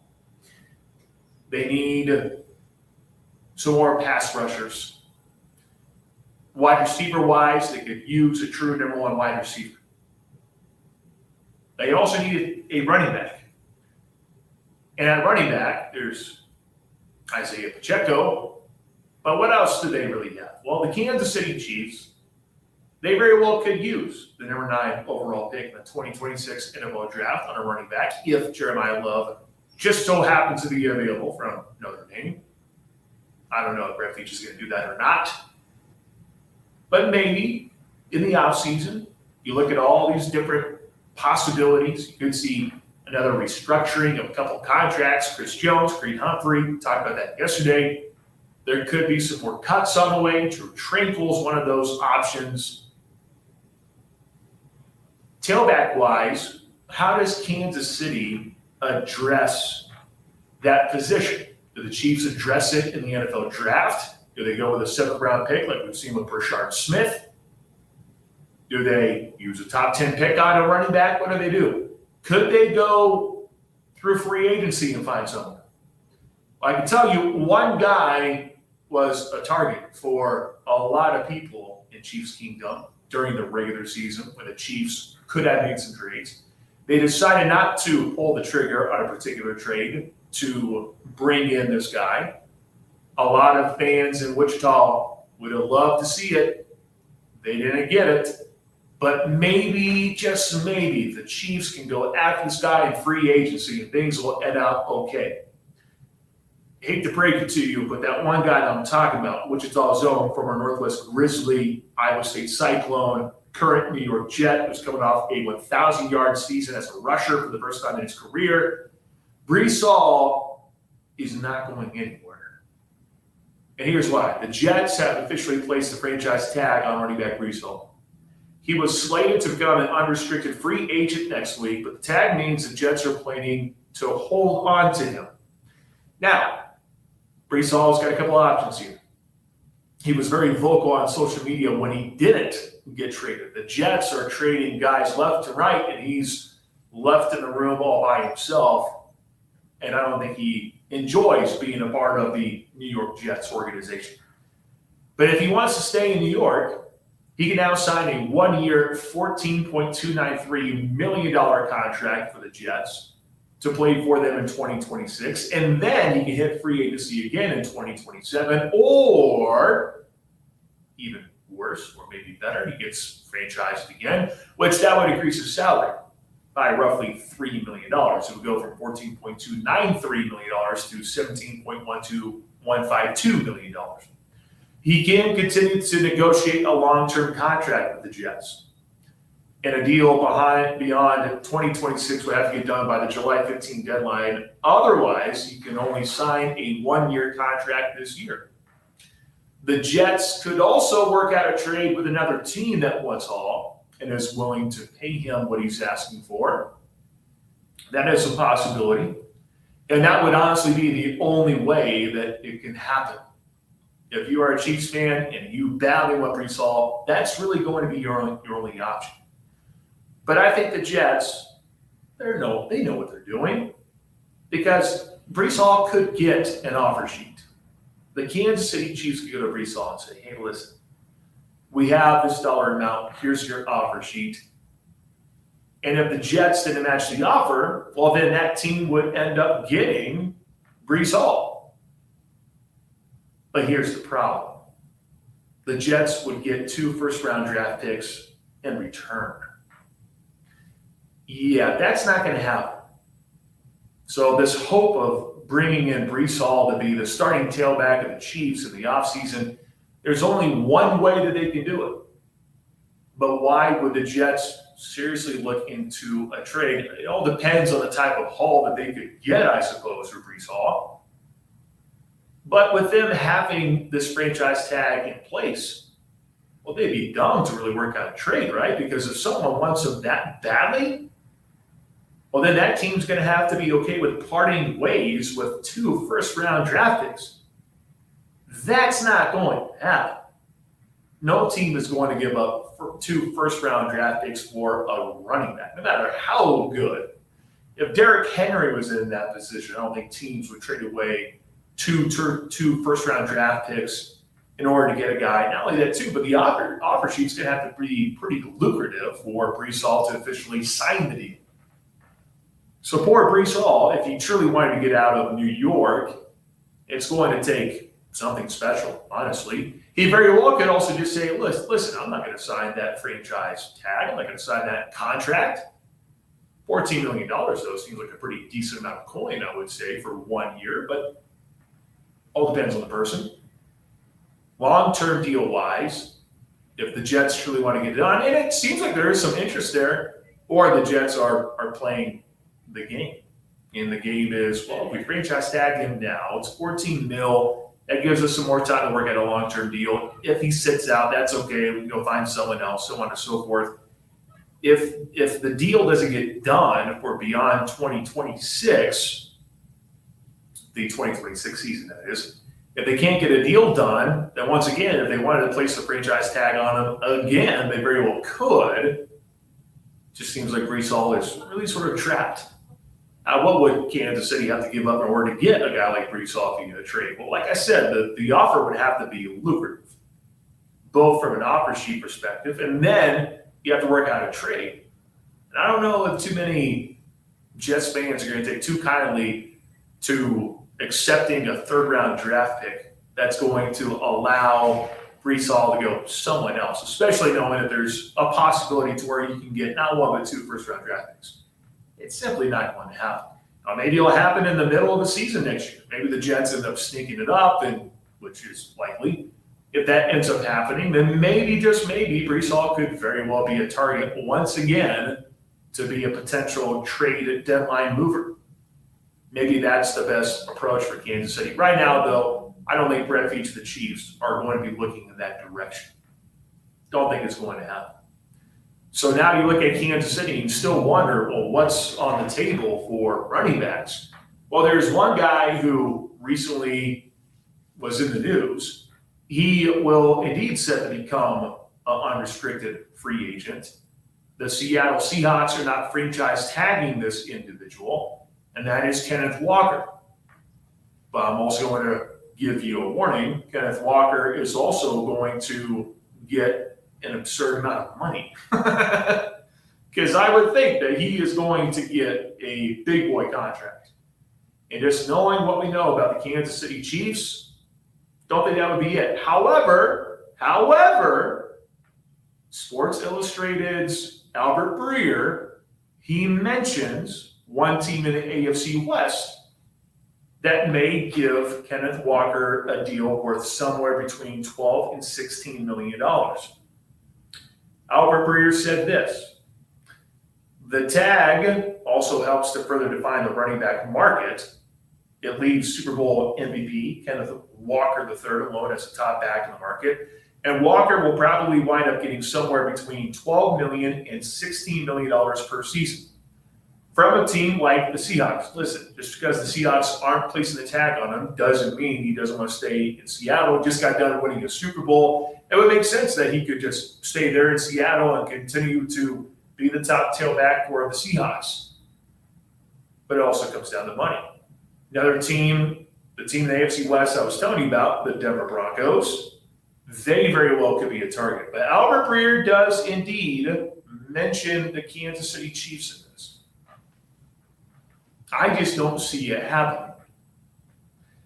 Knowing what we know about the Chiefs and where they are dollars and cents wise, I just don't know if Kansas City would truly shell out the coin for a tailback. But maybe after watching last year, maybe they truly understand that having a true number one tailback would do wonders for a quarterback like Patrick Mahomes, who's coming off a significant knee injury. And gosh, you look at the AFC, you have Lamar Jackson, that's Derrick Henry. You have Josh Allen in Buffalo, who has James Cook, who I still would argue to be one of the most underappreciated tailbacks in the league. You look at some of those teams in the AFC, what they are able to do. They have a tailback that can tote the rock a little bit. Does Kansas City shell out the cash for him? I just don't think that Kansas City would shell out that type of money. But there is another option to a tailback. You have Travis Etienne Jr. He is the clear-cut number 2 guy in the market. And Albert Breer mentions he wouldn't be surprised if Etienne pulls down $10 million per year. And Kansas City very well could look in that direction. So if you're wondering what the running back market looks like right now for Kansas City, if you're hopeful for Brees Hall, that ain't going to happen. That's off the table. That's not going to happen, at least not for the offseason. Maybe you could pull the trigger on a trade at some point in the middle of the season for this upcoming year, but who knows if Kansas City would do something like that. Kenneth Walker is available. Albert Breer mentions the Kansas City Chiefs. I just think that Seattle is still going to be the favorite to land Kenneth Walker III. And it just makes sense. Just got done winning a Super Bowl there. Why not re-sign with that team that you had success with? I'd be a little bit surprised. But with him being on the table for other teams, we'll see the type of offer that the Broncos can come up with, as well as the Chiefs. And then Travis Etienne Jr. being available, around $10 million. I know Chiefs fans, are you feeling comfortable with any of those guys? Let me know. 316-247-0923. Jack Johnson, no Brees Hall. He's unavailable. Kenneth Walker III is now an unrestricted free agent, or will become an unrestricted free agent. Albert Breer mentions the Chiefs. Travis Etienne also being linked to the Kansas City Chiefs. Do you feel like Kansas City would actually shell out $10 million or more per year on either of those two players? And would you welcome that idea for the Kansas City Chiefs?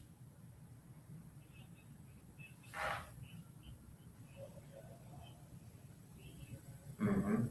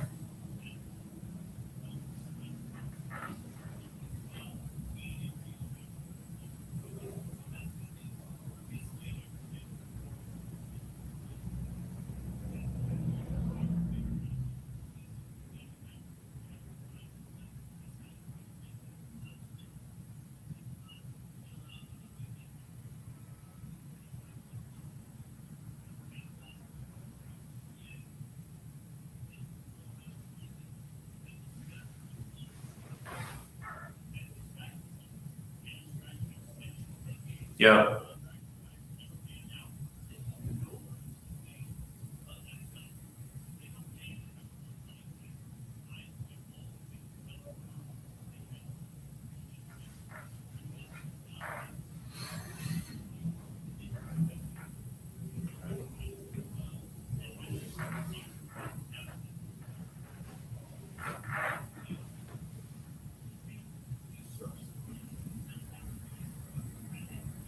Right.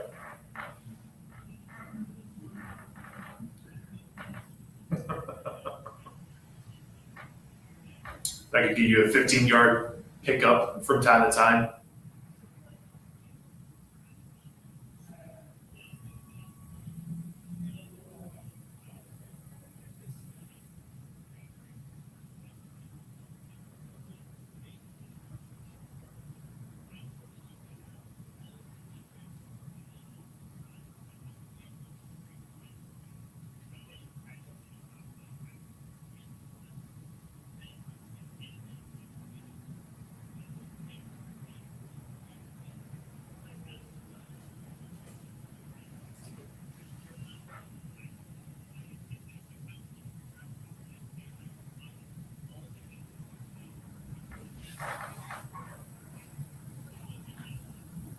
Yeah, you just got to be able to know enough to be dangerous. What do you know? Oh, enough to be dangerous. It's kind of where we are with the Chiefs with their tailback room. Just enough to be dangerous. That's where we are right now.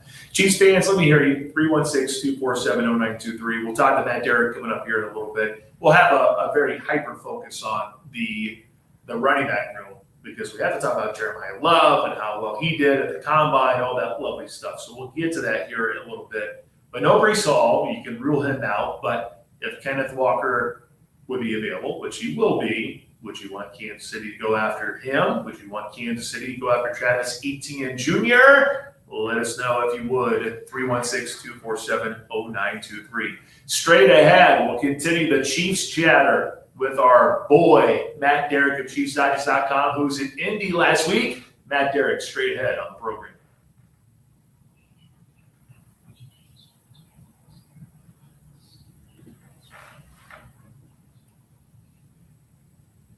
What's up, Wichita? Hey, it's March, but before you know it, it'll be August. And coming up in August, it's the 2026 Wichita Corporate Challenge being put on by our friends at the Wichita Sports Commission.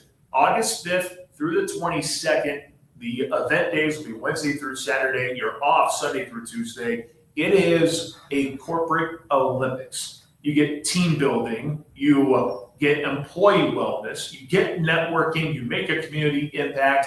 And there are so many events that you could be a part of. Dodgeball, which was very popular. But if you don't want to look for something like that, if you just want trivia or speed puzzling, they got that. And something new this year for the Wichita Corporate Challenge, they are giving you the chance to help out a local organization. Isn't that great? At the conclusion of the event, the top 3 teams in each division will secure enhanced donations for their chosen nonprofit. Isn't that sweet? The Wichita Corporate Challenge. You can sign up now by going to wichitasports.com. If you just need more information, go and check it out. But I would encourage to get your business, your team, to be a part of the Wichita Corporate Challenge, August 5th through the 22nd with our friends at the Wichita Sports Commission.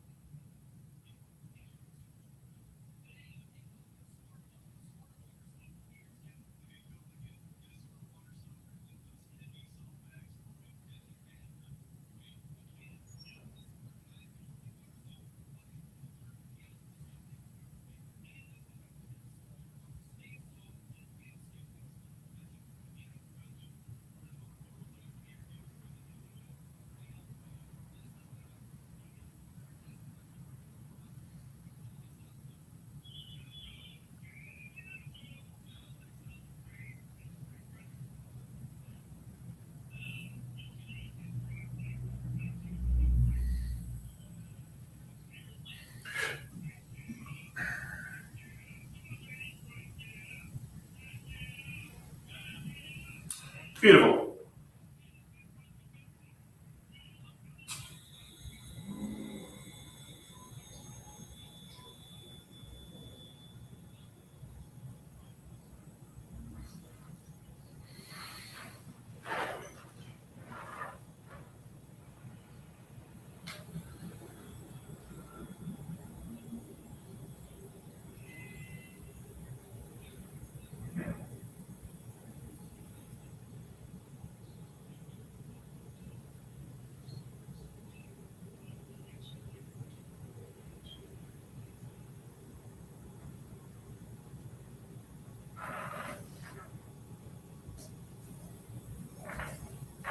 Welcome back.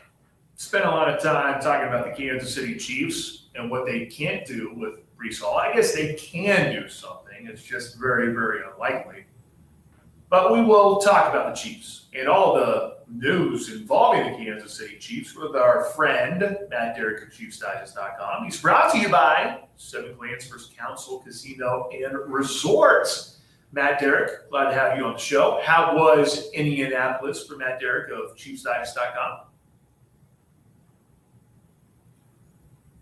Oh.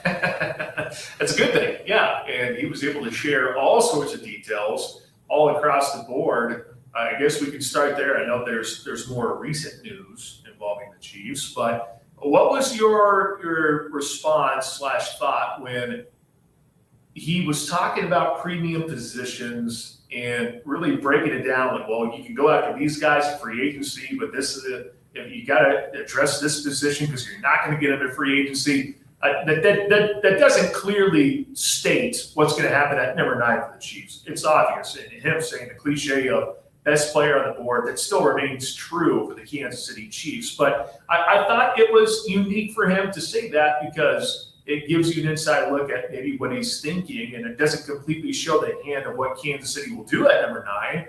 But I do think that maybe you got some sense of direction with what Kansas City might be doing with the top 10 pick this year.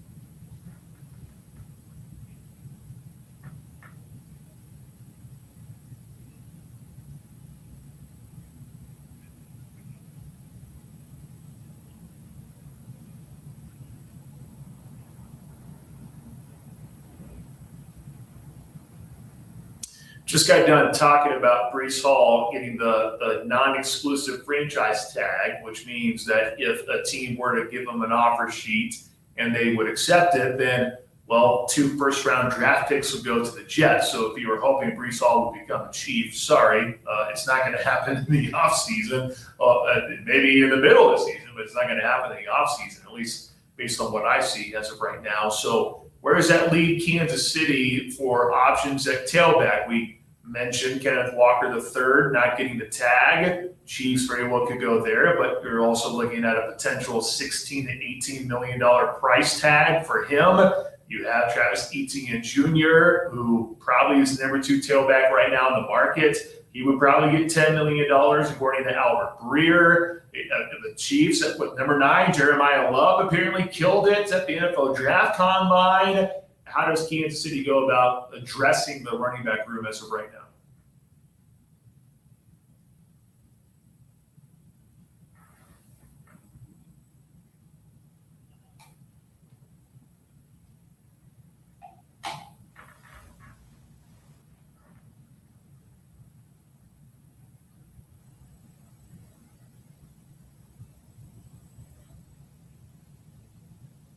But why would the Jets do that, though? I mean, honestly, why would the Jets try to complete a trade when they know that someone needs to give them an offer and they would get 2 first-round picks? I'm a little perplexed as to why the Jets would budge on anything other than that.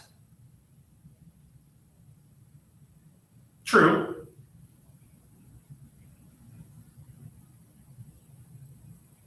Sure.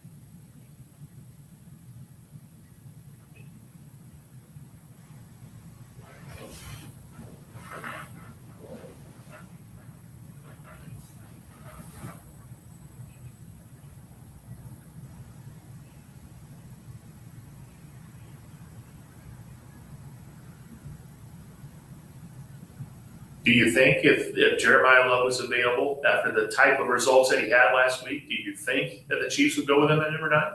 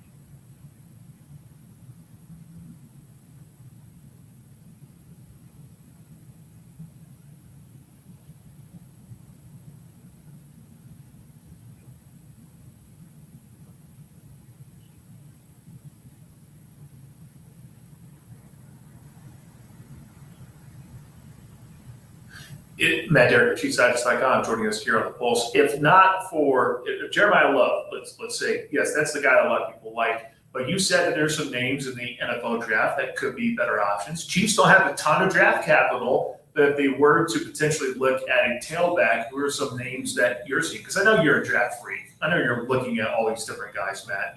I know you are. So who are some other names, if not Jeremiah Love, who might be of value for Kansas City in later rounds?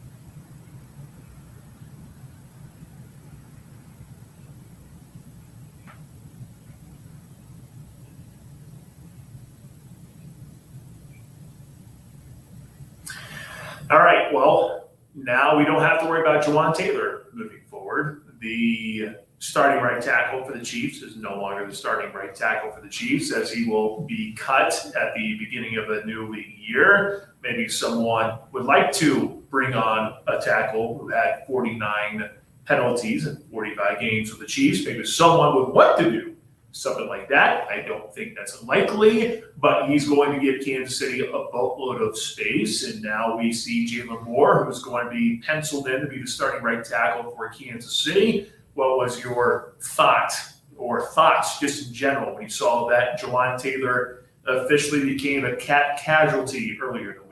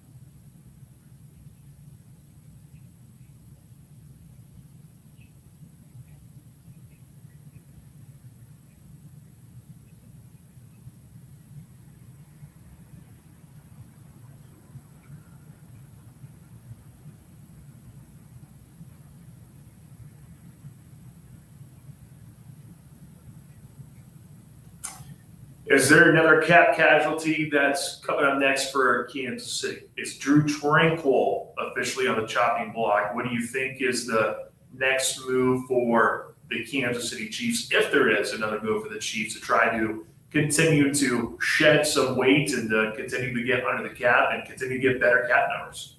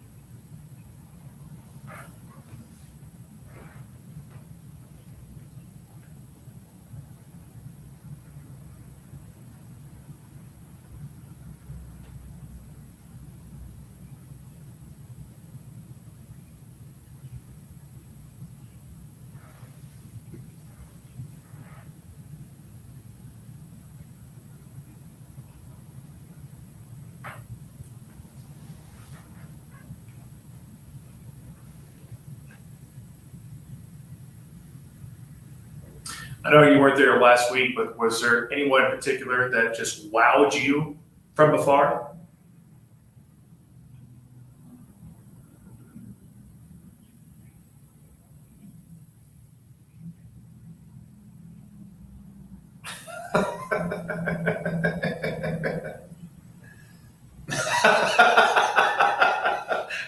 Hummers.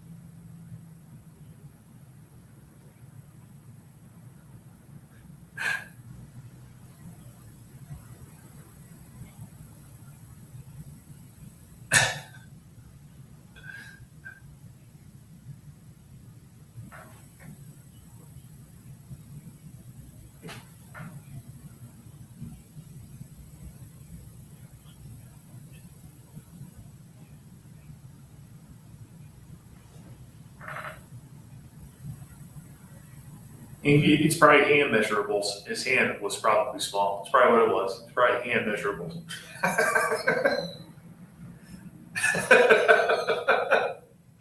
Hey, it matters, by golly. It matters. All right, Matt. I know. All right, Matt. Appreciate the time as always. Looking forward to breaking down some more fun stuff next week. I'm sure we can focus in on another a position group. So looking forward to that conversation. But glad to have you back on the show as always, and we'll talk to you again next week.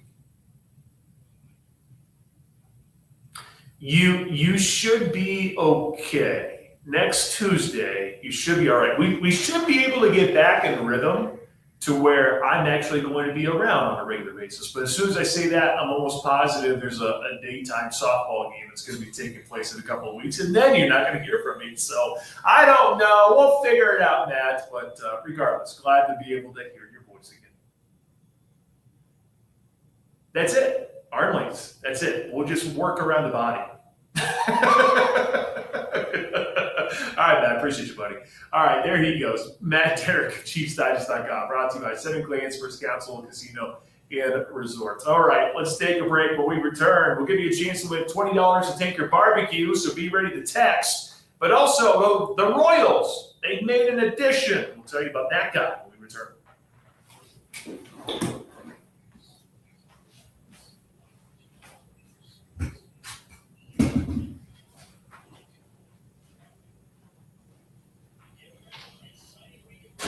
Sorry about that, John. That's all right. That's always the challenge. Someone goes through my show. I'm like, hey, you gotta wait till I get done laughing. All right. Perfect. Thank you so much. Have you ever won so far? I have not. Okay. So, you're just each one of you just go to those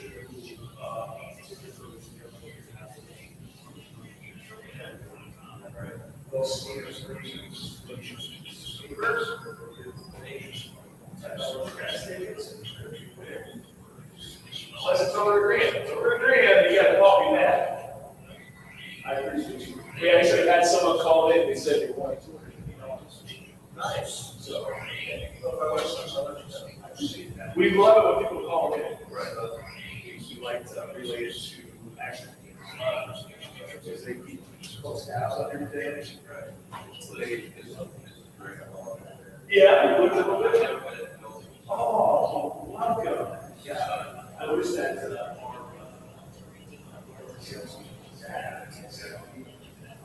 Wow.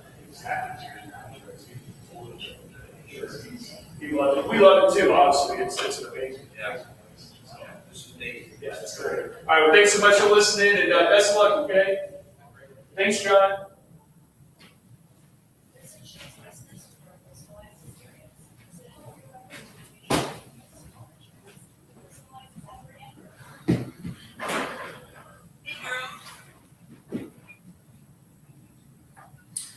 I'm back. Had to bring a lot of tickets to someone.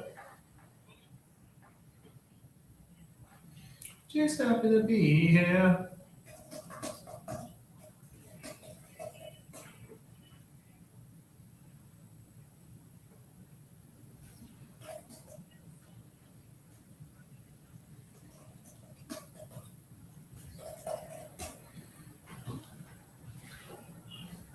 I got blisters on my fingers.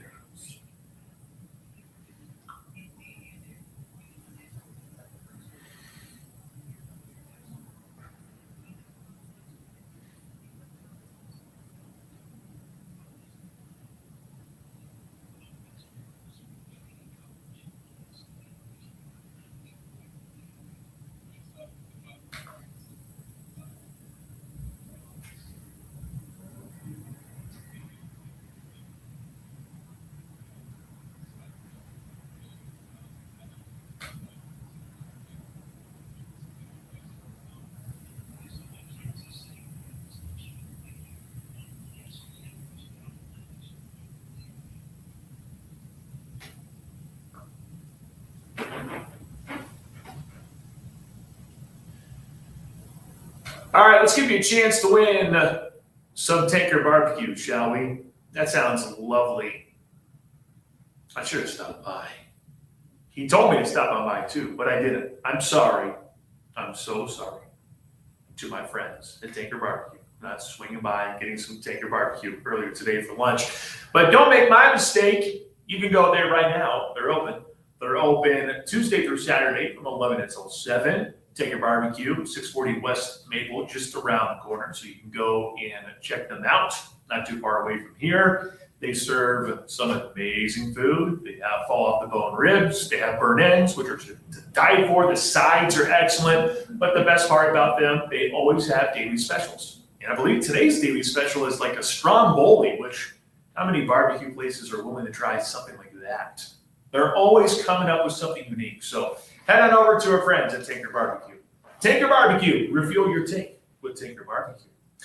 All right, Jack, you have the question for the burnt end of the hour trivia question. For those who are new to this game, if you would like $20 to Tinker Barbecue, you need to submit your answers to the text line 316-247-0923. 316-247-0923. Jack will give you the question. You submit your answers to the text line to try to win $20 to Tinker Barbecue. Jack, our burnt end of the hour trivia question is what?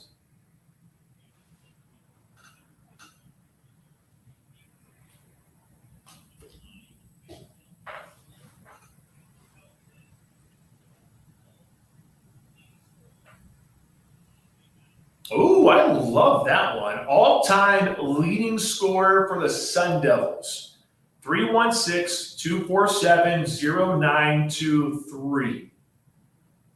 Who has the most points in Arizona State men's basketball history? Text your guesses to 316-247-0923 for your chance to win $20 to Tinker Barbecue. That's a really fun one. And I've already been hit up by numerous people with some fun guesses. Keep the guesses coming if you want to win some free Q, some quality Q at that. 316-247-0923, all-time leading scorer for Arizona State men's basketball. Real quick, the Royals have signed two-time All-Star Starling Marte to a $1 million deal for the upcoming season, hoping that the right-handed batting veteran can provide some help off the bench or against left-handed pitching. The Royals designated outfielder Mr. Blanco, RIP, for assignment in a corresponding roster move. The 37-year-old Marte, who can earn up to $2 million in roster performance bonuses. He has hit .285 with 163 homers, nearly 700 RBI, over 350 stolen bags over 14 seasons with the Pirates, D-backs, Marlins, Athletics, and the Mets. This is a guy who has been targeted by Kansas City, I feel like, before. Now they pulled the trigger. Jack, you're our Royals insider. What do you make of the Royals adding Starling Marte to the rotation there in the outfield?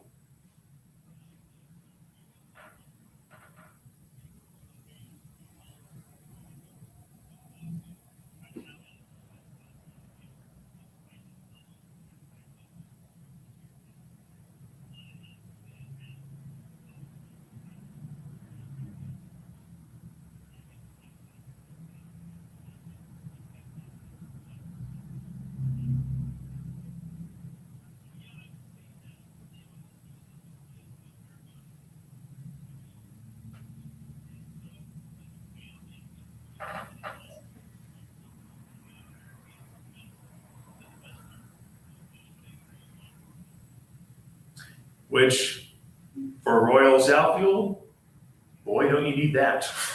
Kind of what we talked about with the Chiefs and their running back situation. Just get someone in who can be somewhat dangerous. Marte could potentially be that type of guy. Kansas City pulls the trigger. $1 million could be worth $2 million. An outfield bat, a new one there for the Kansas City Royals. Hour 2 straight ahead. We'll still talk to Taylor Eldridge from the Wichita Eagle. He'll join at 3:25. At 3:45, we will have a Take Two Tuesday, but we kick off hour number 2 with KU Arizona State talk. That's next on the Pulse.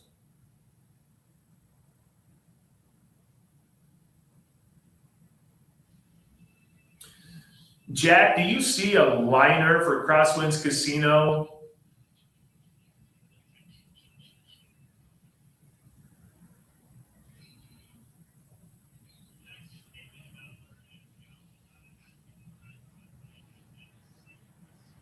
Okay, well, it's supposed to be right next to Taylor. So with us making a little change, moving the Taylor to 3:25, I just wanted to let you know that, just to make it easy.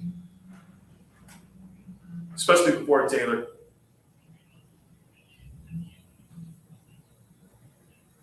Okay, yeah, perfect. That'd be good. Yeah. Oh, you have so are you going to read the liner? Okay, that's confusing because it's supposed to be a pre-produced liner that's supposed to go in front of Tabor. You're supposed to get live reads by yourself.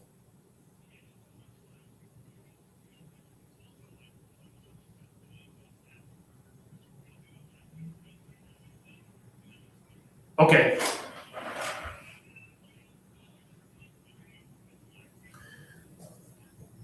Okay, so Eaton's before? Okay. Yeah, I got that ready to rock and roll. Yeah, they did my roof, so I got those 60 starting today, and they'll go through basically through October. So lots of Eaton roofing coming up.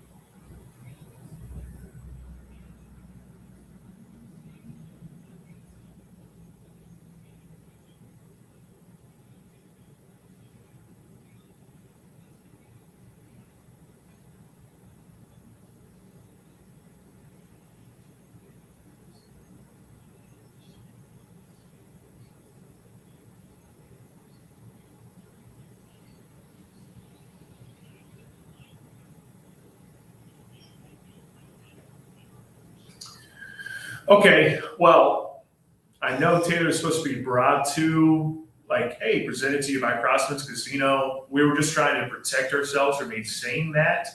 But if I need to just bring it up slightly, I can. That's interesting.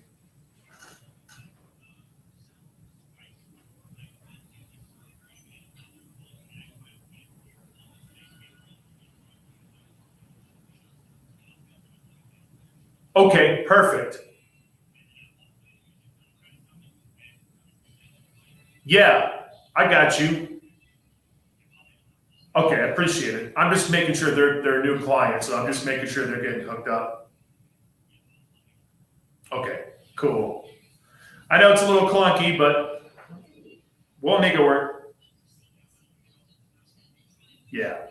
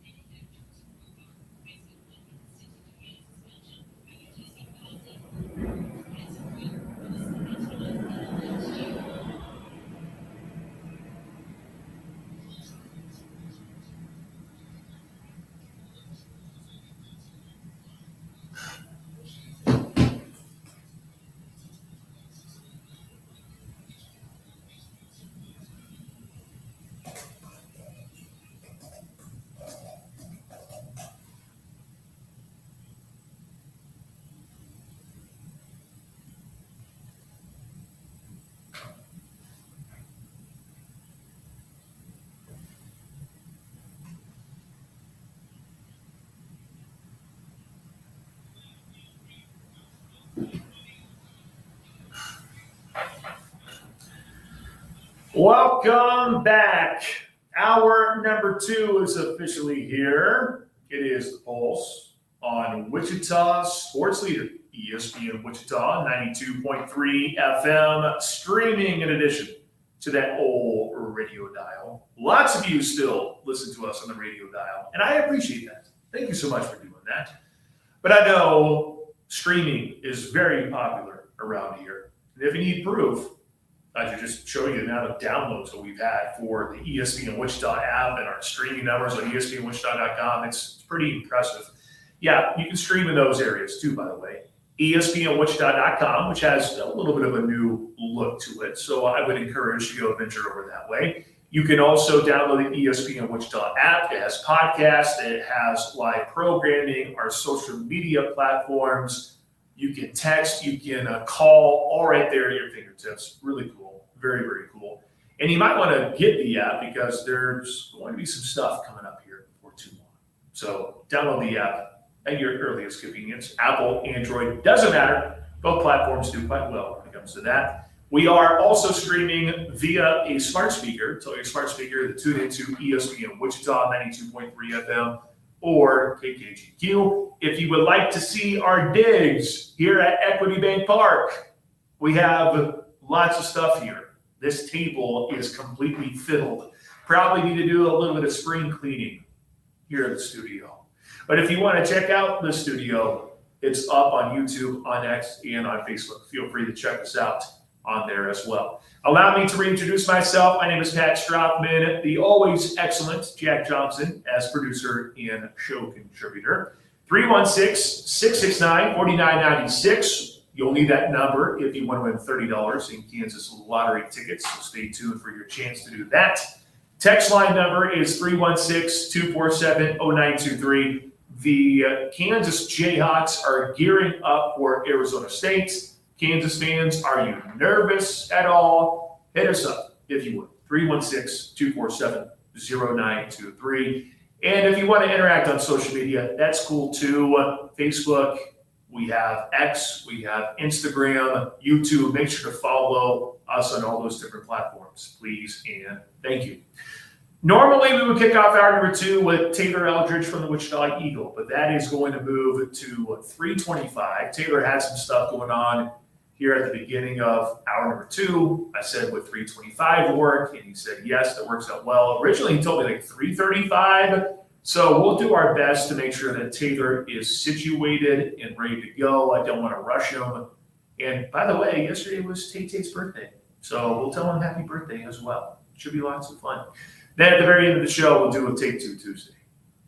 Kansas is gearing up for Arizona State. The Jayhawks are set to square off with the Sun Devils, staying out in the desert.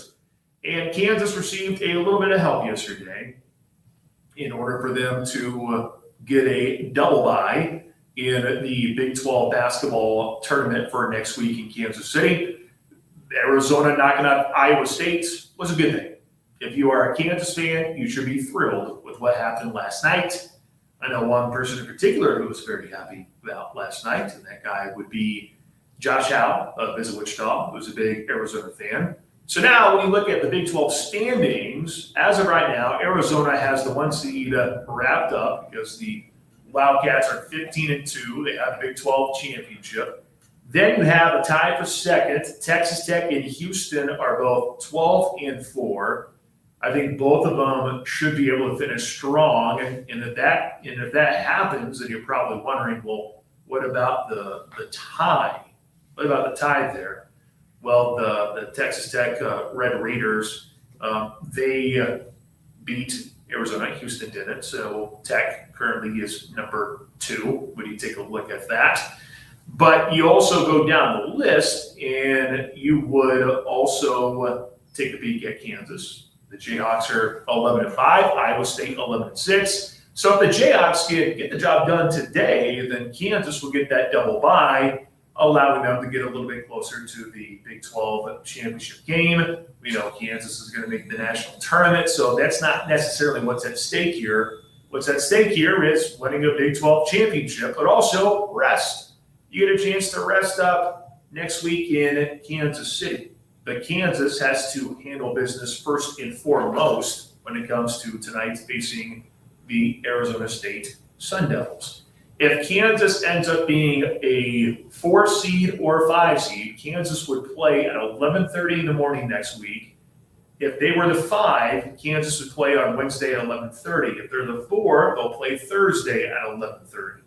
So our programming might get shifted around based on how Kansas does. I know we would have pregame starting at 10 o'clock in the morning, 11:30 being the tip.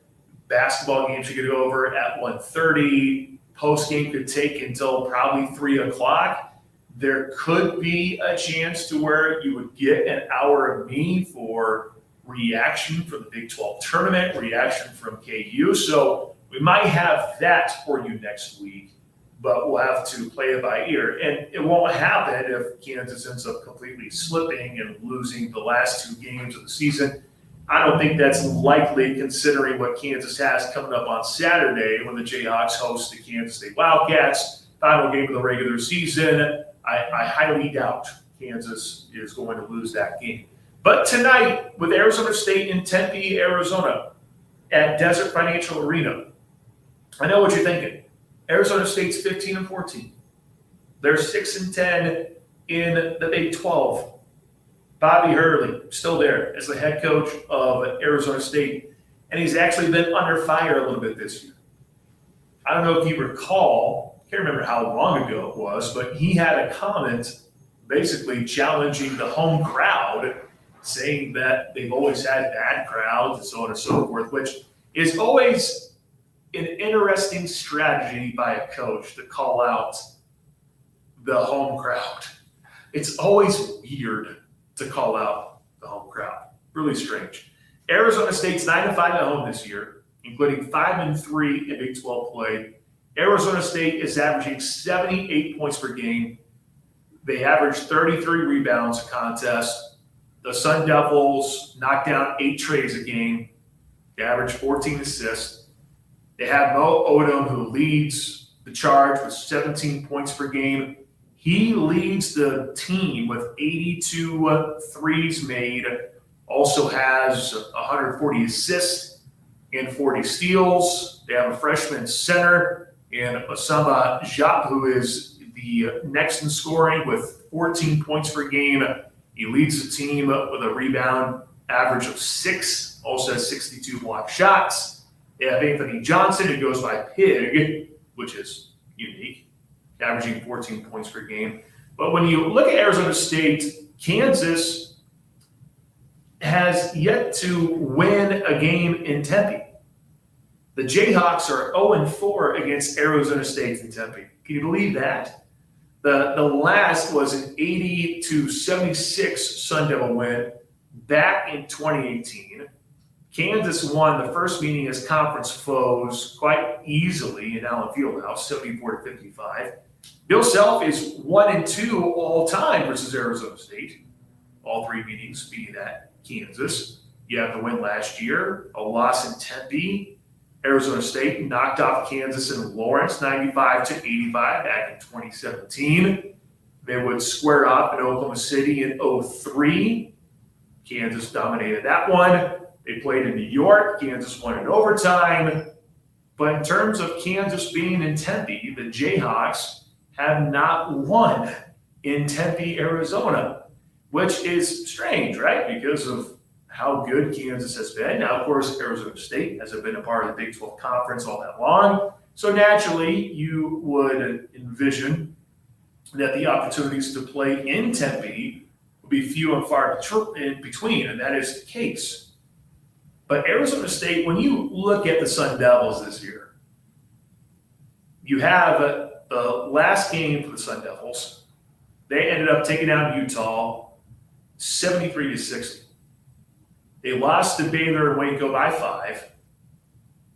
They took down Texas Tech 72-67 in Tempe. They upended Oklahoma State in Tempe. Against number 1 Arizona, that was a 13-point win for the Wildcats. They hammered Cincinnati at home. West Virginia was able to go to Tempe to get the win. Kansas State ended up losing to Arizona State by 3. They lost to Colorado at home 95-89 for the conference home opener and the conference opener just in general. And that's a look at what they've done at home.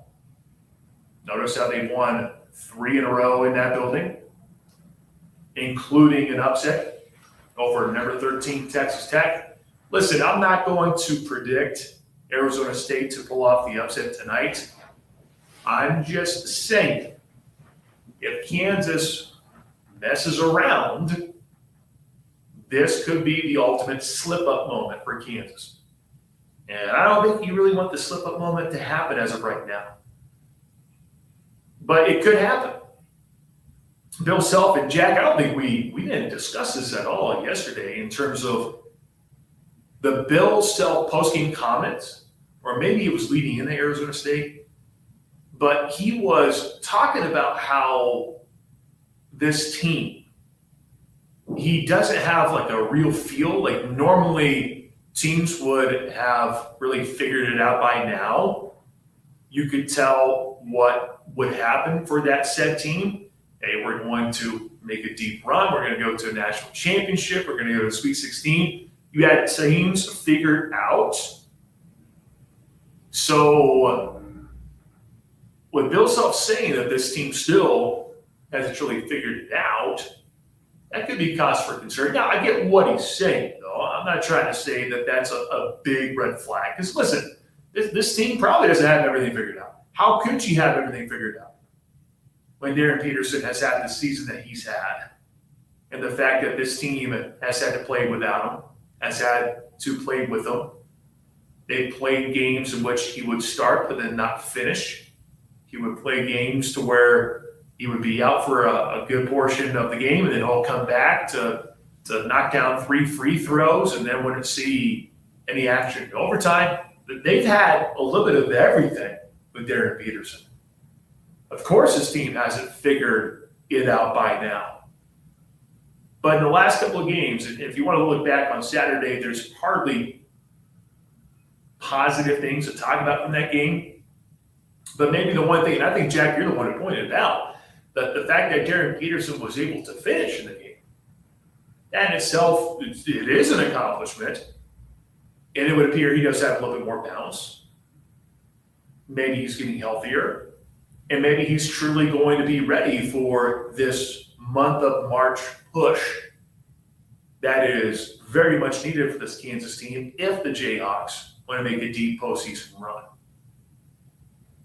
But that is something that I took away listening to Bill Self, and I thought that was interesting because specifically what he was saying, Darren Peterson has to be aggressive, which checks out. He does need to be more aggressive. He can't just rely on jump shots. He needs to go to the rim, attack, and finish. But also, he made the point that the rest of the team also needs to be aggressive. The team needs to understand like the aggressive nature without Darren Peterson, that still needs to be there with Darren Peterson being on the floor. And I'm curious to see the response from Bill Self calling his team soft. Specifically, he was talking about his two post players, Bryson Tiller and Flory Benuga. And this should be a game in which they dominate. I hope they have a big bounce back game. But this could be one of those slip-ups that take place. Because Arizona State, I get it, the overall record is less than stellar for this Arizona State team. 15-14 overall, 6-10 in Big 12 play. But Arizona State, when the Sun Devils go on the road, they're 2-8. When they're at home, they're 9-5. And yes, that does include some games with Southern Illinois, in Utah Tech, in Georgia State.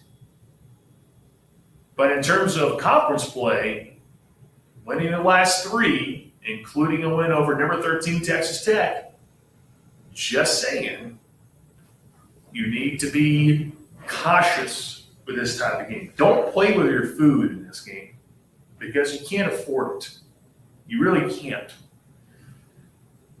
Now, we're not talking about a Big 12 championship on the line. This is all about just seeding. But also keep in mind, too, it's seeding for the NCAA tournament. A game like tonight, I would still say this is still a quad one type of game for Kansas, so the Jayhawks can get the win. It's on the road. I think Arizona State's what that's 75, something like that. So, yes, this is still technically a quad one type of game for Kansas. But this is, again, an opportunity to where you get this win. It's only going to improve your stock once you get to the NCAA tournament. Because as much as we're sitting here focusing on the Big 12 tournament, which is very much true and important, you also have to bring up the fact that Kansas is also trying to get the best seed possible in the Big Dance. And right now, I think the Jayhawks are currently being projected to be a 4 seed, which would check out. But you better believe Bill Self would love to see that number go up to 3, maybe 2. Now, they'll get up all the way to 2 with little time left. That's going to be quite the challenge for that to happen. But this is one of those games to where if you don't bring the energy right off the bat, it will be a surprise. Because Arizona State has played much better at home than on the road. And if you need proof, just ask Red Raider fans on what took place on February 17 when the Red Raiders ended up losing to Arizona State by 5, 72-67. So I'm putting Kansas on notice. Doesn't mean I'm saying that the Jayhawks are going to be upset. Not saying that at all. But if there ever was a slip-up moment that you can see on paper, it can be this game. It truly can be. I like to think Kansas is going to be locked in, ready to play. But you just never know. After how they got thumped by Arizona the other day on Saturday against the Wildcats. Jack, Arizona State. This is a game where not a lot of people are going to circle. They're going to overlook this game. But this Sun Devils team has won 3 in a row at home, throwing caution to the wind here for the Kansas Jayhawks, who are trying to finish the regular season and hoping to get a double bye for next week in the Big 12 tournament. This game, a little scary in some ways in Tempe, Arizona, to you?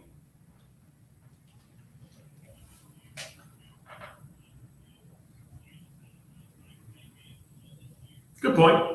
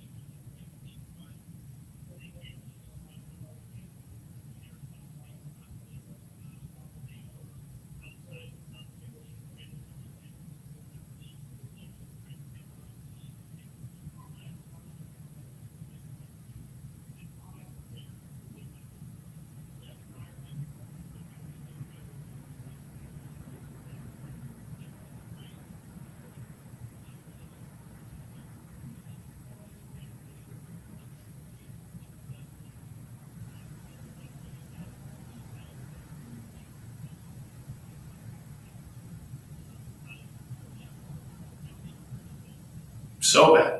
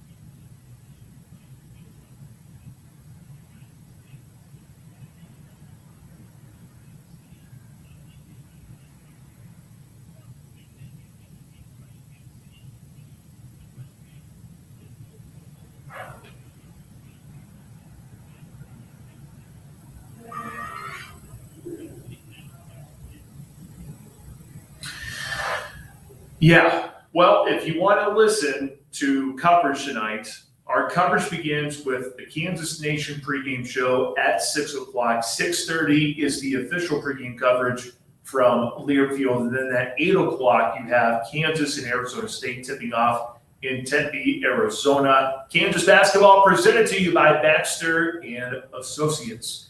Let's break. When we come back, we had to move him to a later slot, but he'll have all sorts of goodies to talk about in regards to Wichita State. Taylor Eldridge from the Wichita Eagle joins the show when we return.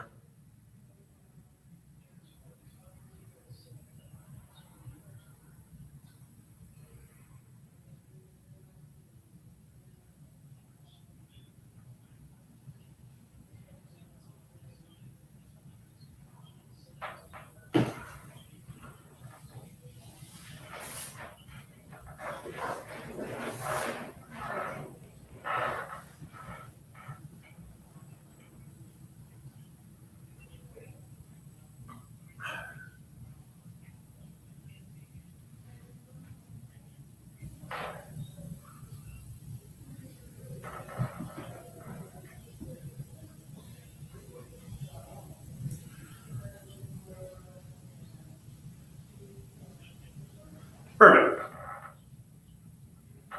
And then I'll do the lotto giveaway after Taylor, but you'll be able to handle me doing a live read plus that, right? Okay, thank you.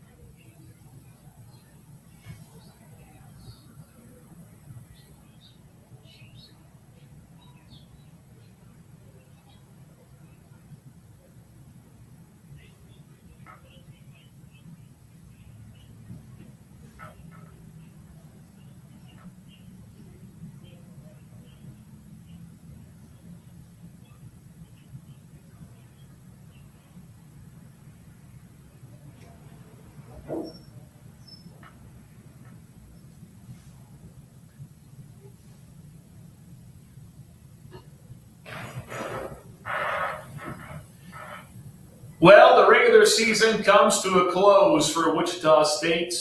It's on Saturday when the Shockers host Florida at Atlantic, 3 o'clock tip. Coming up on Saturday, I will not be in attendance. I'll actually be in Memphis, Tennessee. But this guy will be there to bring you all the excellent coverage of the Shocks. It's the award-winning journalist, Taylor Eldridge from the Wichita Eagle. Tuesday with Taylor here on the Pulse. Taylor, glad to have you back on the show, first and foremost. Happy birthday. How did one celebrate his birthday yesterday?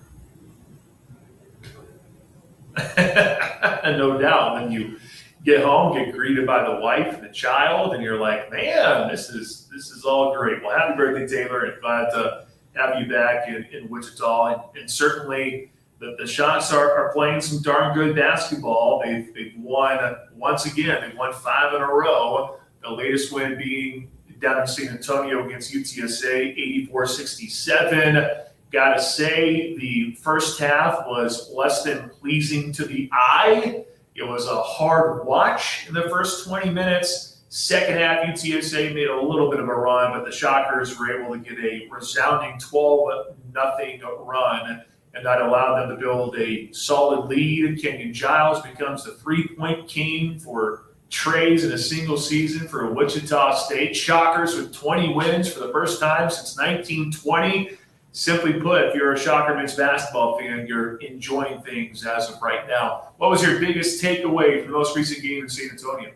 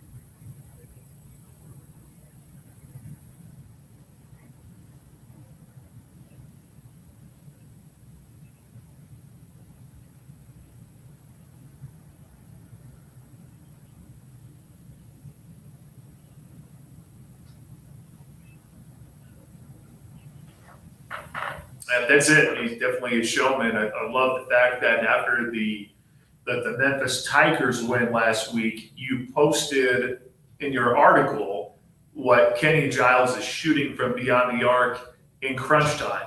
And to see him shoot, what was it, 42%, 43% in crunch time? Like, that's absurd, right? It's Kenny Giles. It's going to be so unique to see how fans remember him going forward with his just one lone season. But I would hope that a lot of fans are going to remember him fondly, and hopefully he'll go down in Shocker history. I mean, he will go down in history. He's the top three-point marksman in a single season, but the guy also has a unique clutch gene, and he's been all about Wichita from the get-go. Simply put, Paul Mills got himself a heck of a player, and definitely the one that was needed for Wichita State to make it a 20-win season this year.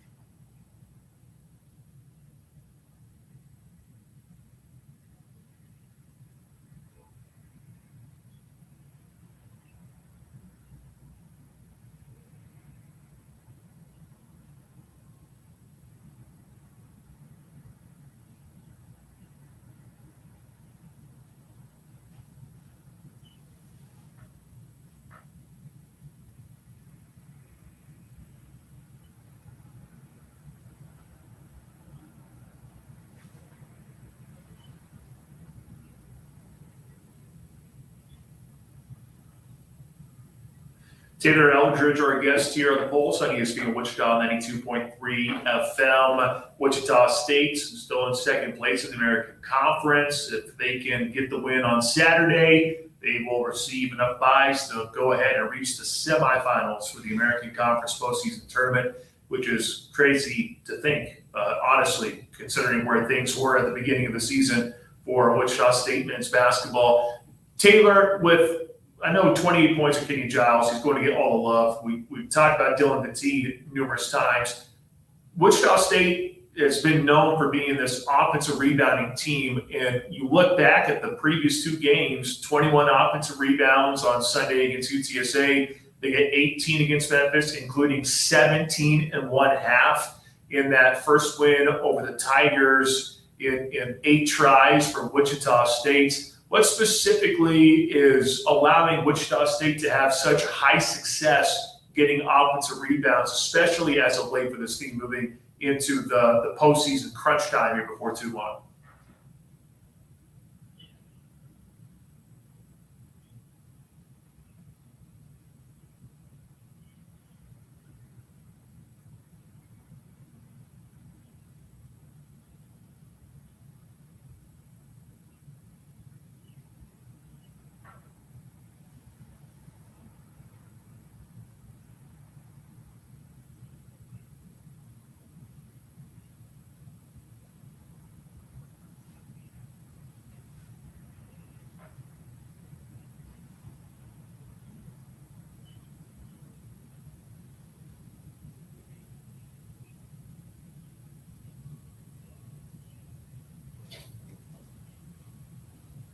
He's 11.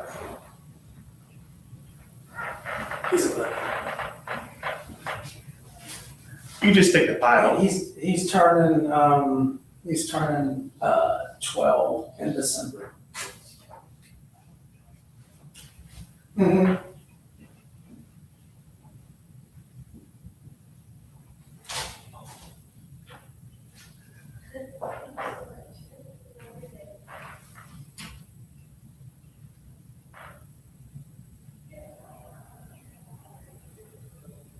Yeah, it's impressive. It's really impressive watching what they've been able to do, especially the Memphis game. I mean, gosh, Taylor, when's the last time you see a team pull down 17 offensive rebounds in a half? The answer is probably never, right? I mean, come on. That's absurd. Like, absolutely absurd. And just that win over the Memphis Tigers was definitely something to look back on. I know we're focusing on UTSA, but probably not much else to really say about that game. But the Memphis Tiger win, I think you look at that and you got to just be super impressed. I know Memphis this year, what do they do after that game? They lose to East Carolina, so it probably doesn't feel quite as big. But to sweep Memphis for the first time ever in program history, another feather in a cap for Paul Mills and company.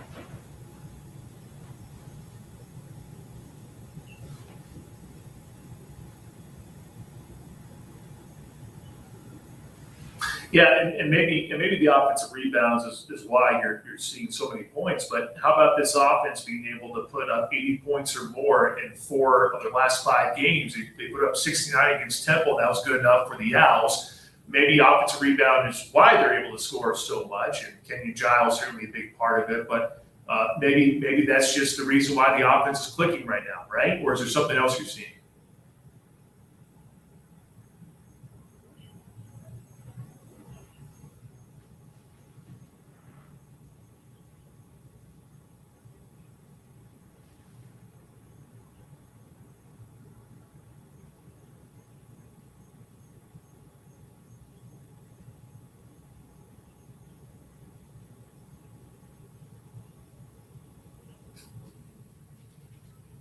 Yeah.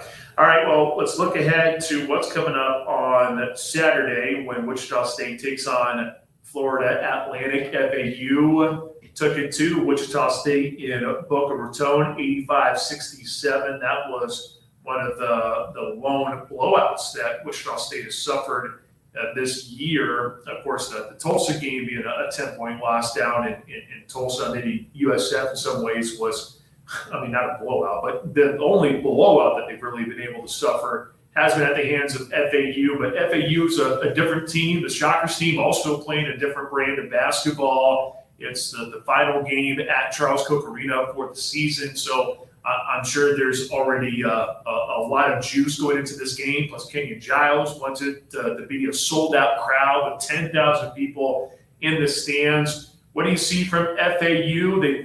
They start out so hot. You thought that FAU would be a contender to win the American Conference regular season championship, but they've kind of limped to the finish line. They've also been banged up. So what stands out about FAU for the game coming up on Saturday?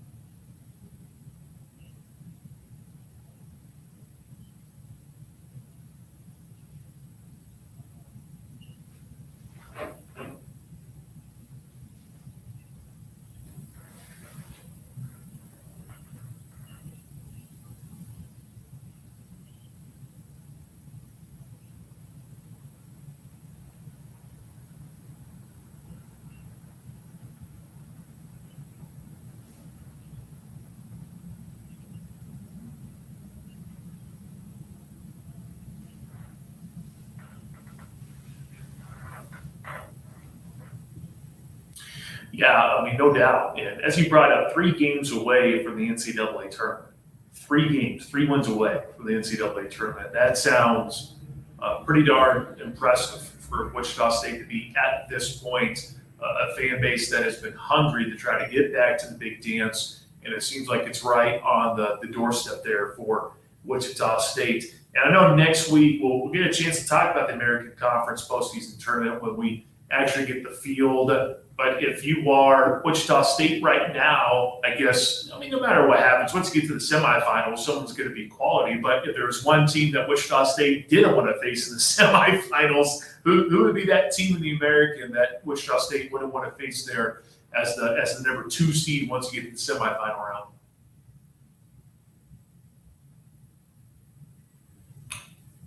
And I might have lost Taylor Eldridge.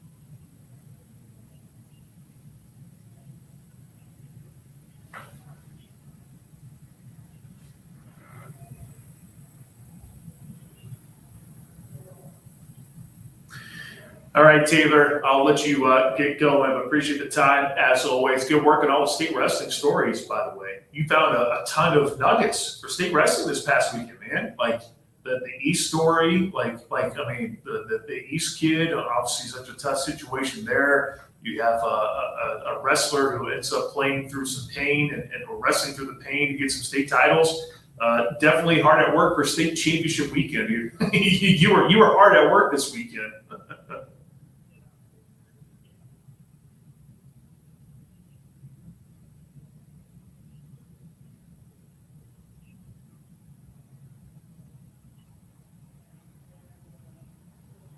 Can't wait. Should be lots of fun. All right, Taylor, appreciate the time and enjoy what's coming up this week, and then get ready for some postseason ball next week. Appreciate your time, man.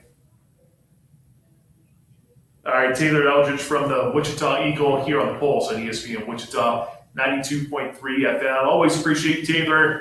And for you Kenyon Giles fans, KG will be on the program tomorrow at 3:25.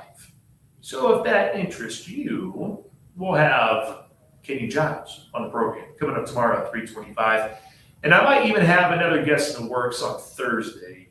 It's crazy to think, too, because you know what's coming up tomorrow? Wichita State softball is hosting Kansas for the home opener for the season. And then you have the first conference series when the Shockers go on the road to take on East Carolina this weekend. I just can't get over that. Here we are. It's March. March signifies basketball. Oh, but also there's other things going on as well. But we'll have Kenyon Giles be a part of the show tomorrow. And heck, we might even get Coach Brett Benner on at some point. But they'll be traveling, so we'll see what we can do later on here on the show on ESPN Wichita 92.3 FM. All right, coming up next, we have a Take Two Tuesday. But first, I would like to give you an opportunity to win some Kansas Lottery tickets. You need to be caller number 6 at 316-669-4996, 316-669-4996, so you can win $30 in Kansas Lottery X Games scratch tickets. These things have been so dang popular. Enter X Games family of scratch tickets into Play On for a chance to win up to $20,000 in X Games bonus second chance drawings. Did you know you can play Kansas Lottery online? With Play On, you can play games, purchase Powerball and Mega Millions, and enter drawings and promotions all from your phone or device. Caller 6 wins $30 in Lotto tickets. 316-669-4996. Best of luck. When we return, we'll find out the Burt end of the hour trivia question answer, and we'll wrap things up with a Take Two Tuesday. That's straight ahead on the Pulse.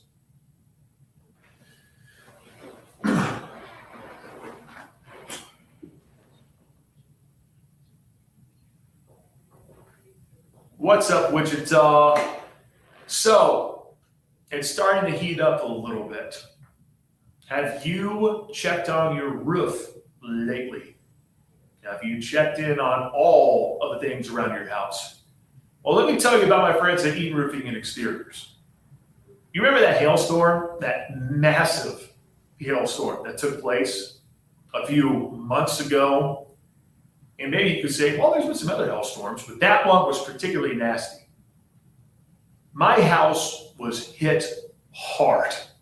Not only did the roof take significant damage, but so did my siding. My pergola got destroyed. If you drove by the house, you would have looked at my shop and you would have saw it looked like someone came by and did a drive-by. Others came out of town to try to earn my business, which I'm not a big fan of. While they did that, I put my trust in the leader in the roofing industry, in roofing and exteriors. They specialize in roof repairs, full roof replacements, siding, gutters, and complete exterior upgrades. That's why I went with them, because they could do it all. And they don't just show up. They show up on time, they communicate clearly, and they treat your home like it's their own. What really sets Eaton apart? Honest inspections and straightforward pricing. No high-pressure sales tactics, just experienced professionals helping you make the best decision for your home and your budget. So don't wait until a small issue becomes a major problem. Protect your home. Protect your investment. Call Eaton Roofing and Exteriors today for your free inspection and estimate. Quality work, trusted service, done right the first time. Eaton Roofing and Exteriors, here for the life of your home.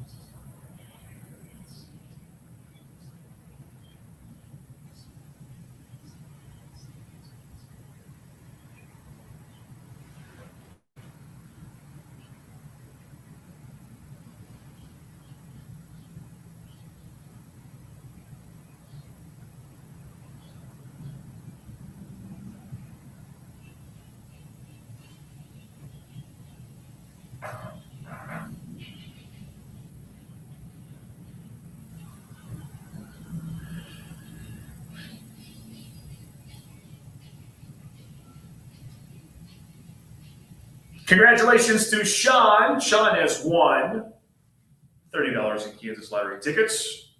We had one individual call earlier and said, I won this amount of money. That's pretty kick butt. We love it when people call in and they share how much money that they've won.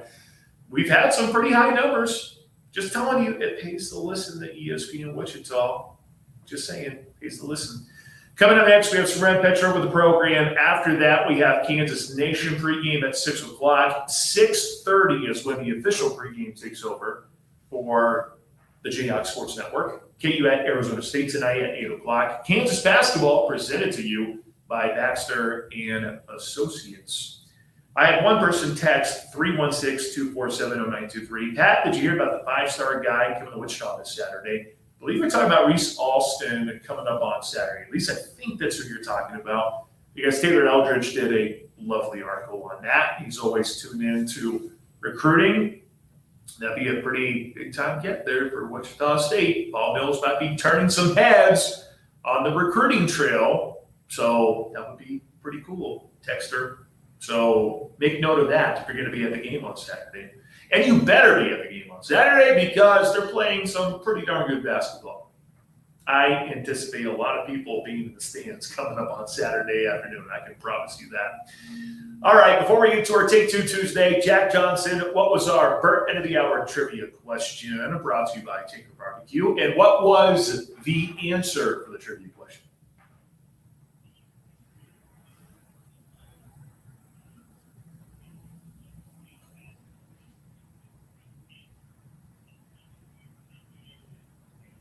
Yeah, Eddie House, one of the first texts I think I got was Eddie House, right on the money. And I thought, good for you, because that would have been my guess. Someone was like, oh, James Harden. I'm like, what? I mean, okay, fine. But Eddie House, man, the guy was a little bit of a bucket at the NBA level. Played for a little while, as you brought up. So, Burt End of the Hour trivia question brought to you by Tinker Barbecue. We had an absurd amount of people text in. Thanks for doing that. I can tell your friends at Tinker, they have enjoyed the partnership, and we have very much enjoyed the partnership.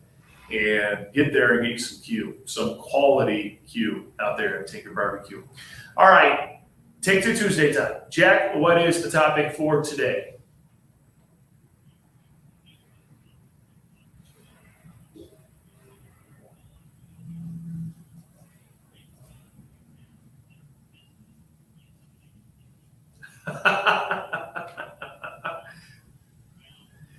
Okay, so now round of 32. Okay, now round of 32. Yeah, I am going to look at the rankings just to sort of cheat a little bit because I don't know if you're going to see anyone in the top 10 getting upended.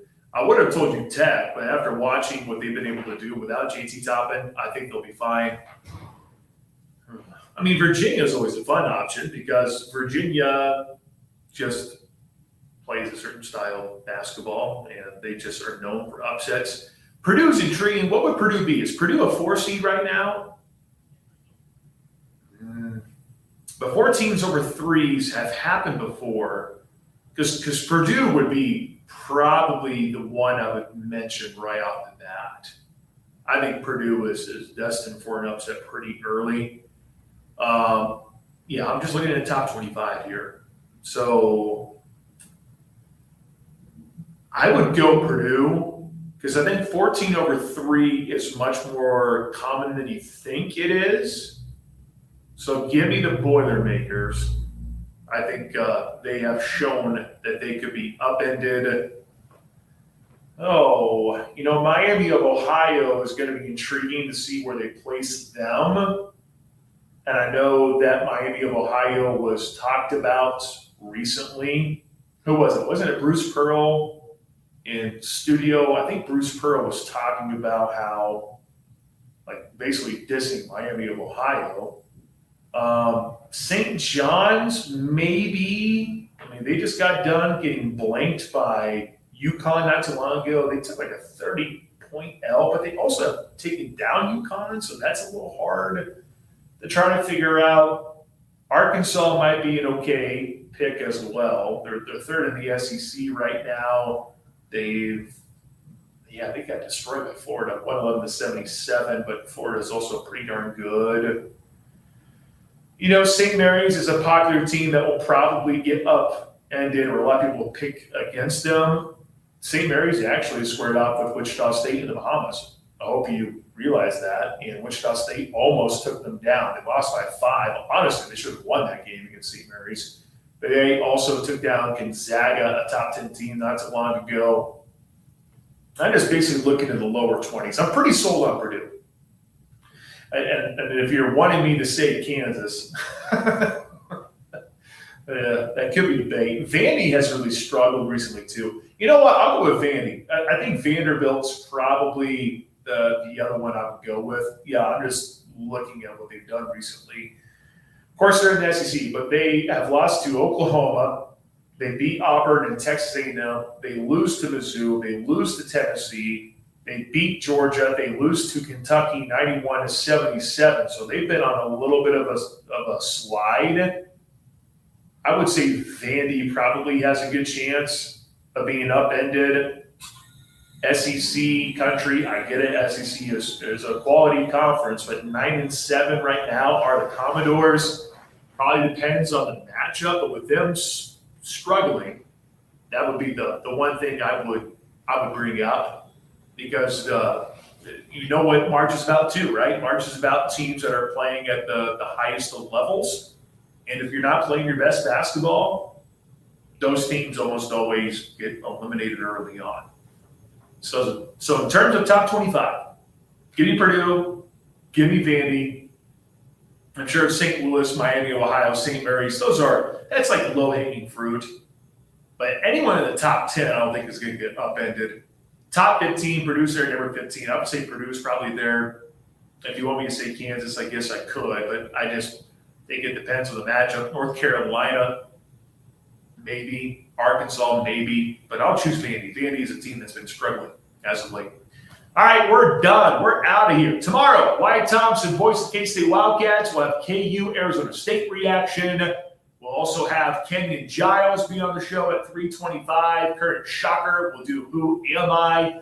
Should be a great show coming up tomorrow, starting at 2 o'clock. For producer Jack Johnson, I'm Pat Strathman saying so long, Wichita. Enjoy the evening, and we'll talk to you tomorrow at 2 o'clock.